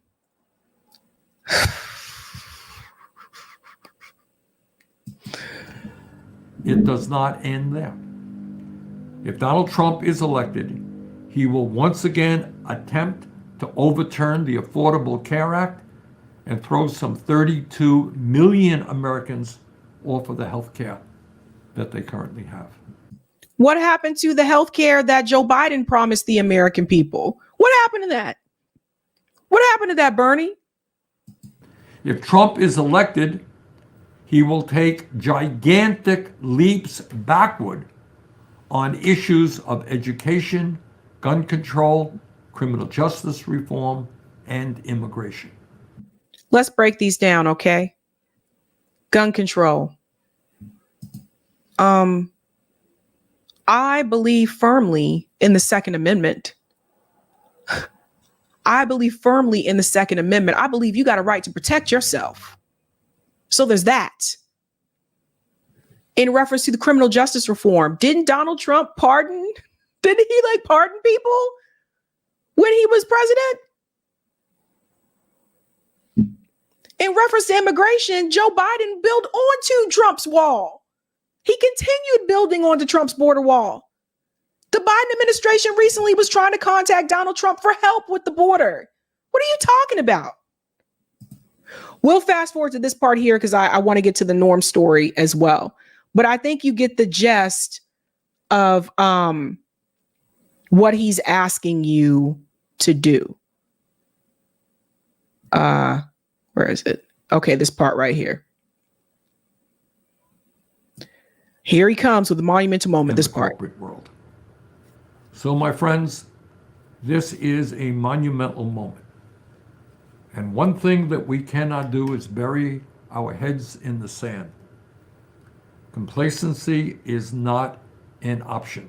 We've got to stand up, we've got to fight back, and we've got to make sure that the world and the country that we leave our kids and future generations is something that we are proud of. So thank you all very, very much. I look forward to working with you in the months ahead. So you guys get the point. You see what this is really about between Ilhan and Bernie Sanders. They're the more recent examples, but others do it as well. That is their point. That's what they're supposed to do. Basically, they say they're progressive. And the reason why the Democratic Party was able to hijack the word progressive is because of Bernie Sanders, because he said he was progressive and ran through the Democratic Party. Then you had the Justice Democrats go into the Democratic Party. So all these Democrats are just walking around saying they're progressive and they don't even agree on most of the progressive issues. So that's one problem in itself right there. But basically what they have been doing is they've been keeping one foot in the progressive community to maintain some type of street cred so they can say, look, I did this, I'm progressive. But they got the other foot with the liberal establishment so they can still maintain their seats and have a political career. Either way, they're selling out the American people. And at this point, you cannot see them as any different from the people like Hakeem Jeffries and the Nancy Pelosi's of the world. They just trying to get paid. Let's look at that poll, Eric. Once again, telling people to vote for Joe Biden. It's a hot mess. But I did ask you guys, how do you feel about a 4-day work week? This is 1,302 votes. Would you approve of a 4-day work week? 83% said yes, 7% said no, and 10% said you were not sure. Interesting. Thank you so much. We're going to go to the comments and then we're going to get into this Norm and Destiny debate. I got some things to say. Thank you, Anthony. The squad makes a living out of riding the fence. There you go. Thank you, Sparky. Fun fact, Chris Wray and Sally Yates largely control justice and elections in the state of Georgia. Shout out to Sarah for becoming a Sabby member. Give Sarah a big whoop whoop. Thank you, Christopher, excuse me. We cannot allow these politicians to continue playing both sides of the field. Double talk and half measures are long working, double talk and half measures are longer working. If they don't want to lead, that's fine. Just step aside. I feel the same way, Chris. I think Bernie needs to retire. Thank you, Metal. Bernie is a joke. He knows it won't pass. Exactly. Thank you for this as well, Sparky. Totally looks like a hostage tape. Thank you, New York. When wages nudged up, big companies went from paying you 40 hours for your work week to 35, not for lunch. So even when you win, you lose. Interesting. I think everyone should have a paid lunch break. I don't think they should take that out of your time. Thank you, P. Smith. Tyson Foods laid off 1,200 workers in favor of migrants. They are providing lawyers, childcare, and housing too. McCrocky. Yeah, we've been talking about this issue before on the show. Again, until we change our foreign policy, behavior in these countries, that's not going to improve. And what they're doing is they're pitting the workers against each other. They're pitting the migrants against the American workers at those companies. And that's something that the billionaires and the CEOs want to happen. They want the workers to fight against each other. Thank you, B-Man. Joe Biden and Robert Byrd. Yes, that was the other one. Thank you, B-Man. Thank you, New York. If I hear the existential threat equals you owe them your vote speech again, I'm a effing scream. It's 2016 and 2020 all over again. Thank you, Sparky. All the same old issues they'll pull out during election season, then never do anything meaningful about them. Thank you for the super chat, Steve, or super sticker, Steve. And shout out to Steve Archer II for becoming a new member. Let's give Steve a big whoop, whoop. Thank you. I'll take the comment on Rockfin and then we'll dive into this debate. Thank you for the tip, Roger. Minnesota does not have a political party registration. Voters are not asked to publicly declare affiliation with a political party. There's no reason Omar should be anything but an independent. Also, a 4-day work, 3 hours before noon, 3 hours starting from 1 p.m. with a wage that stays permanently above the cost of living. Starting at $50 minimum wage, tax subsidies to franchise, mom and pop and small businesses cover 85% to 100% of labor cost. Interesting there, Roger. If you haven't had a chance to do so, go ahead and smash that like button. If you're new, don't forget to like, sub, and share. We are moving to this debate between Norm Finkelstein and Destiny. Dun, dun, dun. It was wild. It was crazy. A little hazy. In the beginning of the debate, it was actually pretty calm. And then things just got crazy. I actually have 2 clips that I want to go into from this debate. So Lex Clips actually took that debate and clipped it up into different segments, that's an easier way for you to watch it if you want to go to certain subjects. But they had a debate about Israel and Gaza. Destiny is on the pro-Israel side. Norm Finkelstein is obviously on the pro-Palestine side, or the right for Palestinians to have self-determination. And for those of you who are not familiar with Destiny, this guy actually started off as a gamer. So I think he was one of the first streamers to actually play video games online. That's how he started off, and then started to get into politics, and is heavily in support of Joe Biden. He's more of the establishment Democrat, right? So similar to David Pakman in reference to, we're going to back, Joe Biden and the Hillary Clintons of the world. He calls himself a progressive and a liberal. And I told you before, there is no two of that. Okay, you one or the other. You can't be in both camps there. But the first part I want to get into this discussion here is about why Palestinians rejected the partition plan. This is very important. A lot of Zionists like to use the talking point that Palestinians were offered a 2-state solution. Let's get into this, because I think this is very interesting. I just want to respond to a point you made earlier, which was that people expressed their rejection of the partition resolution on the grounds that it gave the majority of Palestine to the Jewish community, which formed only a third. Whereas, in fact, if I understood you correctly, you're saying the Palestinians and the Arabs would have rejected any partition resolution. Yeah, I think a couple things. That one, they would have rejected any. Two, a lot of that land given was in the Negev. It was pretty terrible land at the time. And then three, the land that would have been partitioned to Jews, I think would have been. I think I saw it was like 500,000 Arab. It would have been 500,000 Jews, 400,000 Arabs, and I think like 80,000 Bedouin would have been there. So the state would have been divided pretty closely. I think you raise a valid point, because I think the Palestinians did reject the partition of their homeland in principle. And I think the fact that the United Nations General Assembly then awarded the majority of their homeland to the Zionist movement only added insult to injury. I mean, one doesn't have to sympathize with the Palestinians to recognize that they have now been a stateless people for 75 years. Can you name any country, yours, for example, or yours, that would be prepared to give 55%, 25%, 10% of your country to the Palestinians? Of course not. And so the issue was not the existence of Jews in Palestine. They had been there for centuries. And of course, they had ties to Palestine, and particularly to Jerusalem and other places, going back centuries, if not millennia. But the idea of establishing an exclusively Jewish state at the expense of those who are already living there, I think it was right to reject that. And I don't think we can look back now, 75 years later, and say, well, you should have accepted losing 55% of your homeland because you ended up losing 78% of it, and the remaining 22% was occupied in 1967. That's not how things work. Yeah. And I can imagine. Let's pause there. I thought that was this is the gentleman that's on the side with Norm.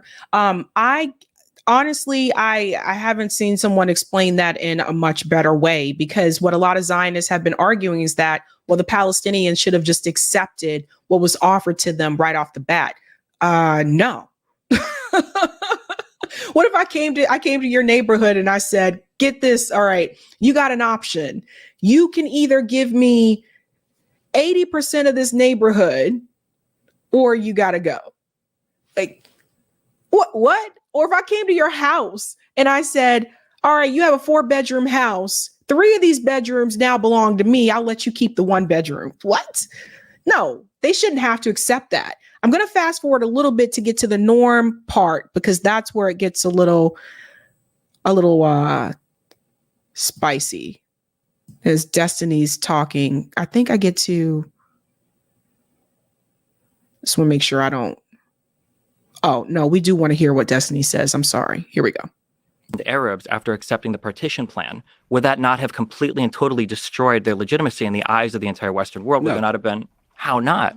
Well, first of all, I think that the Zionist leadership's acceptance of the partition resolution, and I think you may have written about this, that they accepted it because it provided international endorsement of the legitimacy of the principle of Jewish statehood. And they didn't accept the borders. And in fact, later expanded the borders. Second of all, the borders were expanded in war. They accepted the UN partition resolution, borders and all. They accepted. You can say that some of the Zionists, deep in their hearts, had the idea that maybe at some point they would be able to get more. Including their most senior leaders who said so, and I think you've quoted them as saying so. But they grudgingly accepted what the United Nations, the world community, had said, this is what you're going to get. And second of all, I mean, removing darker people, it's intrinsic. It's intrinsic. Jews are as dark as Arabs. It's intrinsic to Western history. So the idea that Americans or Brits or the French would have an issue with, I mean, French had been doing it in Algeria for decades. The Americans have been doing it in North America for centuries. So how would Israel forcibly displacing Palestinians somehow besmirch Israel in the eyes of the West? Another example I want to give before Norm chimes in is Australia with the Aborigines. The Aborigines, those are called the Aborigines. Yes. It's really interesting just what happened to that group of people, how they were also displaced. We come back in here. Here comes Norm. 1944 resolution of the Labour Party. And at the time, even Bertrand Russell was a member of the Labour Party. It endorsed transfer of Arabs out of Palestine. As Muin's pointed out, that was a deeply entrenched idea in Western thinking, that there was nothing, it doesn't in any way contradict or violate or breach any moral values to displace the Palestinian population. Now, I do believe there's a legitimate question. Had it been the case, as you said, Professor Morris, that the Zionists wanted to create a happy state with a Jewish majority, but a large Jewish minority, and if by virtue of immigration, like in our own country, given the current trajectories, non-whites will become the majority population in the United States quite soon. And according to democratic principles, we have to accept that. So if that were the case, I would say maybe there's an argument that had there been mass Jewish immigration, changed the demographic balance in Palestine, and therefore Jews became the majority. You can make an argument in the abstract that the indigenous Arab population should have been accepting of that, just as whites in the United States, quote unquote whites, have to be accepting of the fact that the demographic majority is shifting to non-whites in our own country. But that's not what Zionism was about. Yep. I did write my doctoral dissertation on Zionism. And I don't want to get now bogged down in abstract ideas. But as I suspect you know, most theorists of nationalism say there are two kinds of nationalism. One is a nationalism based on citizenship. You become a citizen, you're integral to the country. That's sometimes called political nationalism. And then there's another kind of nationalism, and that says the state should not belong to its citizens, it should belong to an ethnic group. Yep. Each ethnic group should have its own state. It's usually called the German Romantic idea of nationalism. Yep. Zionism is squarely in the German Romantic idea. That was the whole point of Zionism. We don't want to be Bundists and be one more ethnic minority in Russia. We don't want to become citizens and just become a Jewish people in England or France. We want our own state. And that is the piece there that I think is incredibly significant. Notice how he made that comparison to the changing of the demographics in the United States compared to the demographics starting to change in, well, what was at that time Palestine, in reference to the creation of the state of Israel. There's a difference between people moving there and people trying to overtake the entire area and create a state just for them, and then push out the people that are not like them, or forcefully remove the people that are not like them. And it's very telling. What you'll hear out throughout this debate is that Destiny was just, I don't know if he was just not really aware or if he's paid to not be aware, but there's something about him. To me, I've always had this feeling that these people, certain people, are being propped up their plants. I've always had this feeling. I felt like Vosh is a plant. I felt like Destiny is a plant, because I feel like these people just kind of came out of nowhere. And what they do is they basically carry water for the Democrat establishment, right? And these people just they soar. Like their numbers soar, they're everywhere. All of a sudden, this person you never heard of. That's not typical for those of us in indie media, especially when you're just starting out. That's not normal. That's not normal. So I've always questioned it. I don't have proof, but I've always questioned if whether or not he is actually being paid to say what he's saying. Like the Arab 23 states. No, wait.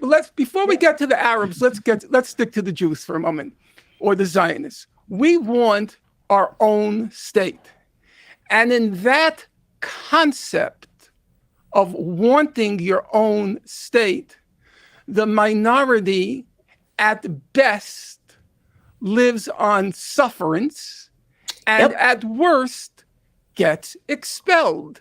That's the logic of the German Romantic Zionist idea of a state. That's why they're Zionists.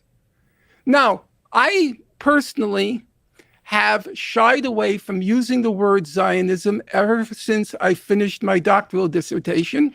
Because was that painful? Because, as I said, I don't believe it's the operative ideology today. It's like talking about Bolshevism and referring to Khrushchev. I doubt Khrushchev could have spelled Bolshevik. But for the period we're talking about, they were Zionists. They were committed to their exclusive state with a minority living on sufferance or at worst expelled. That was their ideology. And I really feel there's a problem with your happy vision of these Western Democrats like Weizmann, and they wanted to live peacefully with the Arabs. Weizmann described the expulsion in 1948 as, quote, the miraculous clearing of the land. That doesn't sound like somebody shedding too many tears at the loss of the indigenous population. Let me just respond to the word unsufferance. The unsufferance I don't agree with. I think that's wrong. Mm-hmm. The Jewish state came into being in 1948. It had a population which was 20% Arab when it came into being after Arab refugees. Many of them had become refugees, but 20% remained in the country. 20% of Israel's population at inception in 1949 was Arab. 80% went missing. No. We're talking about what remained in Palestine, Israel, after it was created. The 20% who lived in Israel received citizenship and all the rights of Israelis, except, of course, the right to serve in the army, which they didn't want to. They have Supreme Court justices, they have Knesset members. They enjoy lived under emergency laws until 1966. For a period, sure. They lived under emergency. So they didn't immediately have citizenship. No, wait a second. At the beginning, it's not fantasy. At the beginning, they received citizenship, could vote in elections for their own people, and they were put into parliament. But in the first years, the Israeli, the Jewish majority suspected that maybe the Arabs would be disloyal because they had just tried to destroy the Jewish state. Then, first of all, this piece right here where he said that they questioned if whether or not the Arabs would be disloyal. Why do they have to be loyal to you when you came into their home and created a state? Why do they have to be loyal to you? So you see, he doesn't even feel there's a problem with what he just said. None of this, by the way, the fact that the Palestinian people rejected that partition, none of that excuses Israel's behavior towards the Palestinian people today.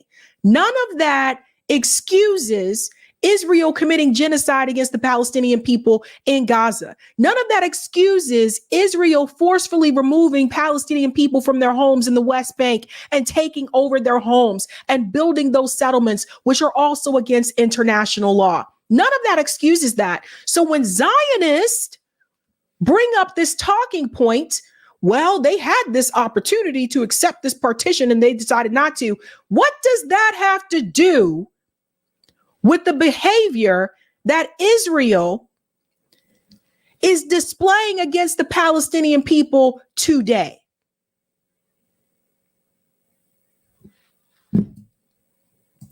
They dropped the military government, and they became fully equal citizens. So if the whole idea was they must have a state without Arabs, this didn't happen in 49, and it didn't happen in the then why did decades. you say, Professor Morris? Yes. Then why did you say without a population expulsion, a Jewish state would not have been established? Because you're missing the first section of that paragraph, which was they were being assaulted by the Arabs. And as a result, a Jewish state could not have come into being unless there had also been an expulsion of the population which was trying to kill them. So you hear this, right? We're going to go to the next clip too. You hear this, right? Okay. So he just admitted that they were admitting there had to be an expulsion of the Palestinian people. How is that acceptable? They don't have to be loyal to you in any way, shape, or form. When you came to their home and started making demands and saying you're going to create this state. Now we get to the piece here. Norm Finkelstein calls Destiny a fantastic moron. This is where things get a little bit more heated. The Hamas guys who attacked the kibbutzim, they, apart from the attacks on the military sites, when they attacked the kibbutzim, were out to kill civilians, and they killed family after family, house after house. The Israeli attacks on Hamas installations and fight. I don't know better. No, you don't know Israeli pilots. That's the problem. Thank God. You know, you don't know Israeli pilots. They believe that they are killing Hamasniks. They're given certain objectives, and that's what they attack. And if the Hamas is hiding behind civilians die. Every time they target a kid, I'm sure they believe it's Hamas. When they killed the 4 kids on the they believe. Yeah, I know they believed it, even though they were diminutive size. Even though they were diminutive. That angle, you don't see the size. Yeah, no, they saw. You don't see the size. Let's leave aside. Oh, I know what he's quoting here, but you've lied about this particular instance in the past. Those kids weren't just on the beaches, as often stated in articles. Those kids were literally coming out of a previously identified Hamas compound that they had operated from. So listen to what Destiny says right here, guys.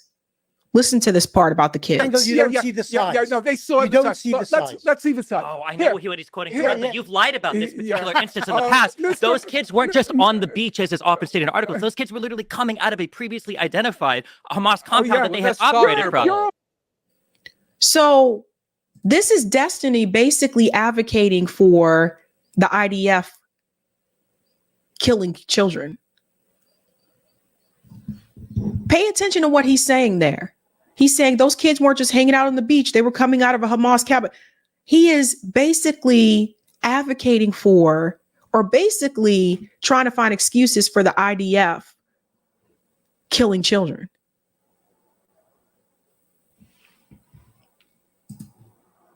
They literally Mr. Borelli, with all due respect, you're such a fantastic moron. It's terrifying. That wharf was filled with journalists. There were tens, scores of journalists. That was an old fisherman's shack. What are you talking about? It's so painful. It's so painful to listen to this idiocy. And to be clear, on the other side, you're implying that a strike was okayed on the Israeli side, where they said, we're just going to kill 4 Palestinian children today for no reason. Do you believe that? Do you believe that? Do you believe that? Right, you said right, there was a hotel of journalists. Do you think that they were out to kill 4 children? Here we go. We'll never answer that question. I will answer the question. Pilots were out to I will even answer children. And it was approved because that was a strike. That was a drone strike. So it was approved all the way up the chain that we're going to kill children today. We're going to kill Palestinian children today. You want me to answer, or do you want your motor mouth to go? Okay, answer. In 2018, there was the Great March of Return in Gaza.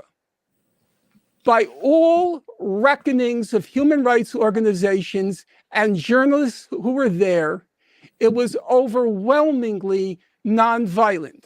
But organized by the Hamas. Whoever organized it. It's organized by Satan. Let's start with that. Hamas. Okay. See what's happening here? So he's talking about the 2018, the March of Return. It was a peaceful protest, and the IDF started shooting at the people. They started shooting at the Palestinian people. It was a peaceful protest.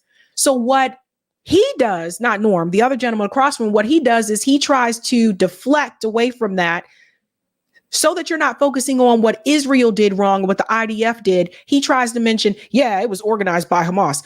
It doesn't matter who organized it. The protesters were peaceful. The protesters were not violent. We don't even know for sure if it was organized by Hamas. Regardless, it does not matter. Do you guys get that? Do you see what he's trying to do? Anything to take the responsibility off of Israel. This is a part of the Zionist propaganda. Always play the victim. Always. Satan. I agree. Let's go for the big one. The big Megillah. It's Satan. Okay? Overwhelmingly organized, overwhelmingly nonviolent. Resembled at the beginning the first intifada. They represent the here first. and there, Yeah, okay. Not bombs. But they tried to make holes in the fence. Okay. Obviously. Let's continue. Yeah. So, but I'm not sure Israel behaved morally in that respect. Okay. No. Wait. I'm willing to grant you that. Please.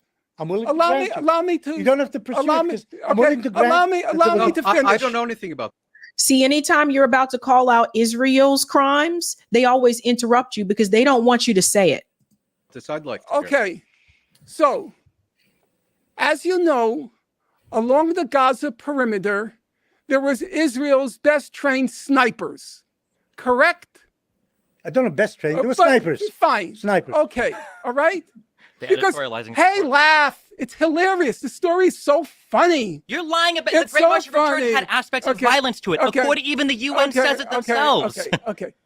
But you only collect what the UN says that you like. You see, the problem, Mr. Morelli, is you don't know the English language. You don't. I can read from the UN website itself. In regards to the Great March of Return, they said, while the vast majority of protesters have acted in a peaceful manner, during most protests, dozens have approached the fence attempting to damage it, burning tires, throwing stones and Molotov cocktails towards Israeli forces, and flying incendiary kites and balloons into Israeli territory. Let me pause.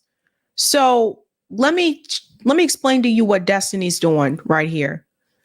So anytime you have protests, obviously there are some people that may participate in some type of vandalism or some type of violence, right?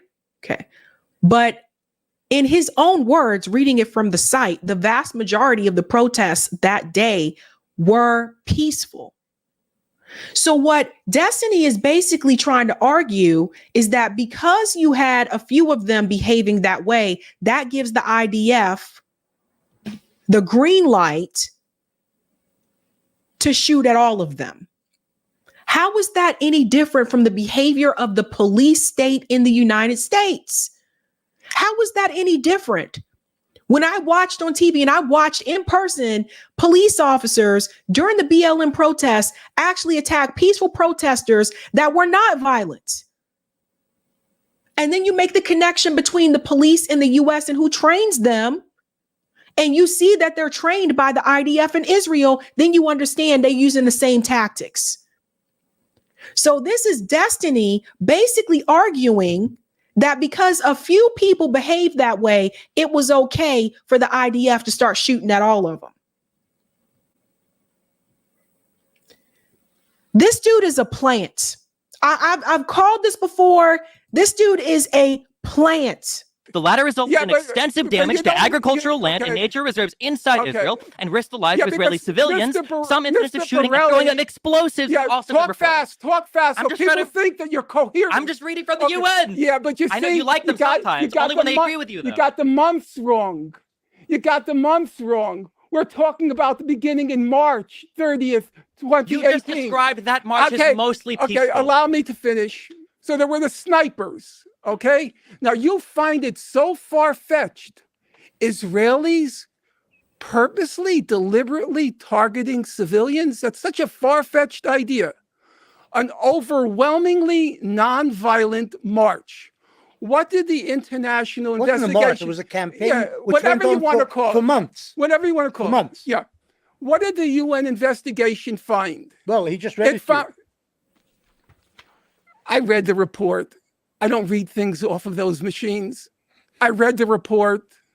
What did it find? Brace yourself. You thought it was so funny, the idea of IDF targeting civilians.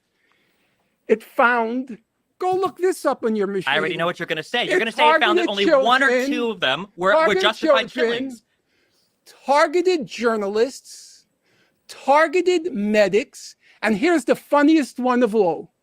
It's so hilarious. They targeted disabled people who were 300 meters away from the fence and just standing by trees. This is true. If what If it's true. Just quick pause. Notice that anytime they call out Israel's crimes when they're not interrupted, but you call out Israel's crimes, all of a sudden it's if it's true. How is that any different than what the Israeli government does in the media? Whenever there are claims, whenever these commentators confront IDF soldiers or they confront Benjamin Netanyahu's advisors about the behavior of Israel and their reaction towards Palestinian civilians, particularly the children, notice that's coming from the Hamas, the health ministry. So you can't believe what they say. The numbers, the death tolls coming from the health ministry, you can't believe those numbers. But whenever Israel says that something is happening, you're not supposed to question it. You're supposed to take them at their word. So notice the same thing in this discussion. That's what that gentleman's doing. Lex chimes in here for a second. I don't know what he was. Okay. Let me skip past that part. Suffering of civilians or suffering of anyone, it's at the obvious joyful camaraderie in the room. So I'm enjoying it, and also the joy of learning. So thank you. Can we talk about the targeting civilian thing a little bit? I think there's like an important underlying, not necessarily that. I think it's important to understand. Yeah, I think it's important to understand there's like three different things here that we need to think about. So one is a policy of killing civilians. So I would ask the other side, I'm going to ask all three because I know there won't be a short answer. Do you think there is a policy top down from the IDF to target civilians? That's one thing. Yeah. A second thing is he said yes. When I understand, yeah, sure, okay, yeah, that's fine. Okay, but then the second thing is pause right here before he even goes on. You don't have to have a policy to target civilians just to target them. The police department in the United States may not have a policy that says you need to go out and target Black men that are driving. You need to go out and target these specific group of people. They may not have that written down as policy, but it can still be implied. That doesn't mean you don't have to have something written as policy in order to prove that people are doing it. Or there's two distinctions I want to draw between. I think Benny would say this. I would say this. I'm sure undoubtedly there have been cases where IDF soldiers, for no good reason, have targeted and killed Palestinians that they should not have done. That would be prosecutable as war crimes, as defined by the Rome Statute and ICC. Some have been prosecuted. Yeah, and I'm absolutely sure. Practically none. I'm sure that we would all agree for soldiers that happens. But I think that it's important. I think that it's important that when we talk about military strikes, or we talk about things especially involving bombings or drone attacks, these are things that are signed off by multiple different layers of command, by multiple people involved in an operation, including intelligence gathering, including weaponeering, and yeah, let's talk about intelligence gathering, because I wonder if you're part of intelligence. Let me explain something here. Notice how he's bringing it back to October 7th. So before there was the war in Gaza, the IDF was still killing Palestinians. They were beating them. They were harassing them. They were all these kinds of things that have been caught on video. This is why you can't just go back to October 7th. You have to talk about what has happened prior to October 7th. It's really easy to say, well, Hamas attacked first, so you have to go after them. If you relate it to October 7th, you have to talk about how Hamas was created in the first damn place. You have to talk about the fact that Netanyahu is the one who funded Hamas. This is all intentional. You have to talk about the fact that under international law, occupied people have a right to resist, and they have the right to have an armed resistance. So those are the things that need to be discussed. But see, people like Destiny, they're purposely trying to focus on just October 7th so that they don't have to call out and point fingers at what the IDF has been doing to Palestinian people for decades. prior to this There war. also have typically lawyers involved. When you make the claim that an IDF soldier shot a Palestinian, those three people, the three hostages that came up with white flags, and something horrible happened, I think that's a fair statement to make, and I think a lot of criticism is deserved. But when you make the statement that 4 children were killed by a strike, the claim that you're making, the claim that you're making is that multiple levels of the IDF signed off on just killing. I have no idea what That's motivated great. If you don't them. understand the process, then let me educate you. The IDF doesn't have to sign off on anything. The soldiers can do whatever the fuck they want, and they've been doing whatever they want. So you guys see the distraction? Sorry, I just want to get to this part here. So of the IDF signed off on just killing. I have no idea what That's motivated great. If you don't them. understand the process, then let me educate you. you I don't can tell you. I understand do the understand the process. process. I'm telling you. I'm trying to explain to you You're right in the now. IDF. Yes. It's You've basic studied military. the You can IDF. ask anybody that's Aside talked from about Wikipedia, can you yes, tell you me can what talk your to knowledge people. of You the can talk IDF to is? people who Apart from work in the Wikipedia, military. What's your knowledge of the You know what? IDF? Your audience can look this up. Do you think that bombing and strikes are decided by one person in the field? Do you think one person I is in control of respond an to that? airplane or a drone strike? A pilot doesn't do it on Yes, his own. strike Can I cells have respond? entire apparatuses hierarchy. that are designed to figure out how to strike and who to strike. So when you say that 4 children are targeted, you're saying that a whole apparatus is You trying make to my murder argument better than 4 me. Palestinian You children. make my argument which is better a than me. ridiculous argument. Because, really, that it's impossible at the command level. It's impossible at the command level. But you said that they couldn't have done it at the bottom if it weren't also at the top. You don't understand the strength of I the don't claim that you're understand. making. You're With saying all that due from respect, a top-down level, that lawyers, multiple commanders, and all these people signed off do not tell me on what I don't killing understand. 4 Palestinians. It's true. Children. It's true. I don't spend my nights on Wikipedia. I read books. I admit that as a signal. Waste of time. Yeah, I know books are a waste of time. With all due regard, Well, for you they are. The only thing you take from them are 2 or 3 quotes that you use. I completely respect the fact, and I'll say it on the air, as much as I find totally disgusting what's come of your politics, a lot of the books are excellent. And I'll even tell you, because I'm not afraid of saying it, whenever I have to check on a basic fact, the equivalent of going to the Britannica, I go to your books. I know you got a lot of the facts right. Benny Moore's books I would for the never, listener. I would never say books are a waste of time, and it's regrettable to you that you got strapped with a partner who thinks that all the wisdom, He didn't say they're a waste of time. I'd like to respond to what you were saying. So what was interesting too, I'm just going to fast forward. I think there's one more piece that I wanted to, one more part here, and then I'm going to show you who Destiny really is. Is this the part? Oh yeah, I think that's the end of, oh wait a minute, here we go. If I understand you correctly, you're basically making the claim that none of these attacks could have happened without going through an entire chain of For command. strike cells that are involved in like drone attacks or plane attacks or My understanding of the Israeli military, and you could perhaps, you've served in it, you would know better.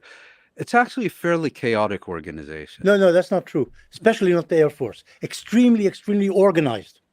Oh yeah, and we should believe you because why? Let me explain this, guys. Destiny is here. He is partnered with a former IDF soldier. And we're supposed to take this guy at his word in reference to how the IDF operates. These people are paid liars. Paid liars. Let me show you something about Destiny because I told you. Okay. Destiny debated my comrade Nick from RBN. He debated him a while back. They had a debate about let me remove this, get my timestamp. They had a debate about the police state, right? And about fascism. Now, let me bring this back up here because I want to show you, and I want to show you how I know when something's an act or not. I want you to understand, pay attention to the way that he is towards Nick versus the way that he was towards Norm Finkelstein. Listen to this. I don't think there are ways to like predict that. I think there's a few things that like point to small decrease, but like what's like the surefire ways to like reduce crime? Like what are the surefire funding ways to do that? Okay. So he's asking, what are the surefire ways to reduce crime? Now, why is that? I'm going to show you a little bit about his background, because I told you, I feel like this guy is a plant. I feel like he's an op. And when you see his background, I think you're going to understand that more. Because as someone who do not have this inherent bigoted and racist belief that some people are irredeemable, I believe if you provide for people, and this has been shown in small scale studies, providing housing, healthcare, increased wage, and actually a functioning society, because we don't live in a functioning society unless you in the like top 5%, right? Well, so I think that most people in America are living in a pretty functioning society. No, hold on to that. All right. He said, I think most people in America are living in a functioning society, right? Okay. Hold on to that statement. No, well, if you like the 60% of workers that live in paycheck to paycheck, I don't know when the last time you had to, but that is not an easy existence. And I'm speaking as someone who's a member of the proletariat, someone who grew up broke, who I literally housed 3 people in the last 2 years who otherwise would have been homeless. Sure. And that, I mean, like there are who worked 70 hours a week, but he was literally on the verge of being homeless, can't afford a car. What kind of existence is this? Pause. Okay. Now, Nick is talking about what it's like to grow up being poor, right? Hold on to that as well. This will all make sense in a second. I want you to focus on Destiny, focus on his responses and how he's reacting to this information, and then you'll see why. Pathetic lives. People literally work 60 hours a week. They come home, they watch Netflix, and they think we live in advanced society. How are we advanced? We don't have health care. How are we advanced if people can't travel? How are we advanced if people don't have family paid maternity leave? That's decolonizing your mind. The things that you guys think make you happy is not, which is why depression rates is through the roof, which is why they subscribe you guys these pills, and you guys take these pills like, oh, everything's going okay. I guess I'm happy now. No, it's just, this society is so broken, it broke your brain. Your brain is so broken that everyone taking depression pills now because our society is junk. Like, this is not how we're supposed to live. Now, some people have it lucky. Like I have it lucky now because as a writer, political commentator, like I'm lucky I'm not in that grind and same as you. But most people can't say that. Most people are drawn factory buys. Now, I do concede this. Pause. Most people can't say that, right? All right. All right. Now, what was interesting about that conversation is that Destiny, the way that he was sitting there, he was basically pretending like this was news to him, right? Check this out. I'm tell you, motherfuckers be plants. Look, this is Destiny's page, right? Early life. Stephen Bunnell II was born in Omaha, Nebraska to a Cuban-American mother and a white American father. He was raised in a conservative Catholic home, and he attended Creighton Preparatory School, a private Jesuit high school for boys. When he was a preteen, his mother's home daycare business collapsed and his family's home was foreclosed. A few years later, his parents moved to take care of an aging relative, after which he lived with his grandmother until he was 18. In 2007, Bonnell enrolled at the University of Nebraska, Omaha, where he studied music while working night shifts as a restaurant manager at a casino. Ultimately, unable to juggle both his education and full-time work, he dropped out of college in 2010. Soon after, he was fired from his restaurant position and found work as a carpet cleaner. Now, why is that important?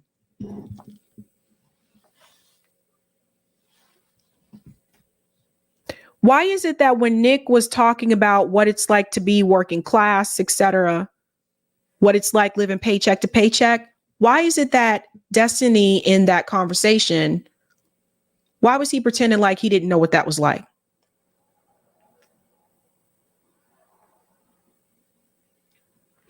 Because one or two things is happening here. Either this bio that he has is false, and these things didn't happen, and he's just a creation by the Democratic Party, or these things did happen, and after he started his streaming career as a gamer, somebody from the DNC got a hold of him. I would not be surprised if someone from the DNC or someone adjacent to the DNC offered him some money to do what he's doing.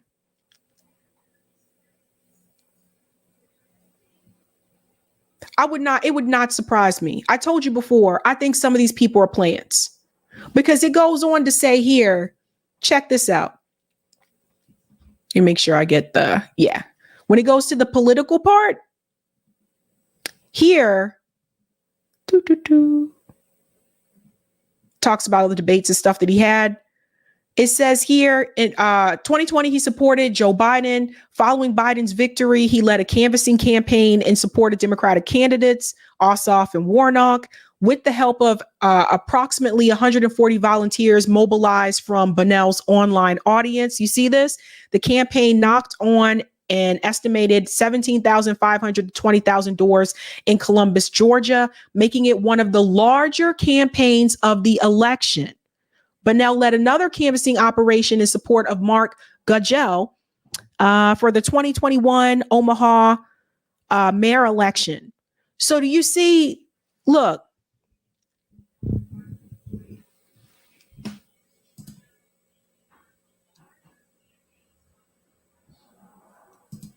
I think this guy was paid. Now, we may never know for sure. Oh, someone actually put something in the comments. Excuse me if I missed this. Kinky. He's paid Sabby. Read Caleb Maupin's book, Bread Tube. Max Blumenthal loved it. It explains everything about the destiny type. So see, there you go. You see what I mean? So I told you guys, be very suspicious of these people that come out of nowhere and just blow up in the political space. Now, yes, he did have a following in the gaming community, but pay attention to these people, because for the rest of us, this is not the case. The rest of us, we actually had to put in the work. So if that person is not already a celebrity or a public figure, there's no way that you just get these spots and land all these spots like this. Like, you have to work your ass off. And even then, especially with the suppression with YouTube, there's no freaking way. This guy blew up out of nowhere. So anyway, the point is this: either that bio on his wiki page is not true, or it is true, and he has been paid and propped up, and I believe by the establishment. I wouldn't be surprised if it's intelligence as well, to say what he's saying. I call it like I see it. It's just a mess. It's just an absolute mess. Let me go ahead and put this here. Doot, doot, doot. Yes, I understand that. Where did it go? I understand that Dog Main Destiny has been around for 10 plus years. You're not listening to what I'm saying. He started off as a gaming streamer, as someone who was streaming video games, then decided to move over to politics. What I'm saying is, at that point in time, that was after 2016 when he decided to move over to politics. And what I'm trying to explain to you is YouTube's algorithm had changed after that time. So there's no way he would have grown the way that he did if he wasn't already propped up. He got some help, just like Vosh got some help. I'm trying to tell people about these people. Let's go to some of the comments here. But that debate is, if you have time, watch the full debate. It's almost 5 hours long, but watch the full thing. But it's just, they actually had a guy who was a soldier in the IDF. Give me a break. Give me a break. Olive Oil says Destiny was pathetic and had no business being in that debate. Thank you, Metal. Destiny should stick to gaming. Shut up, dude. You guys notice too, a lot of these people that started off as gamers and they move over to political commentators, notice how they give cred for imperialism. Notice how they tend to be against, the anti-war movements. Notice the rhetoric that they have in reference to the war in Ukraine. Notice how they tend to be okay for the US giving, weapons to other countries. Pay attention to that. Thank you for that. Thank you, B-Man. Reminder, Destiny is a paid DNC hack.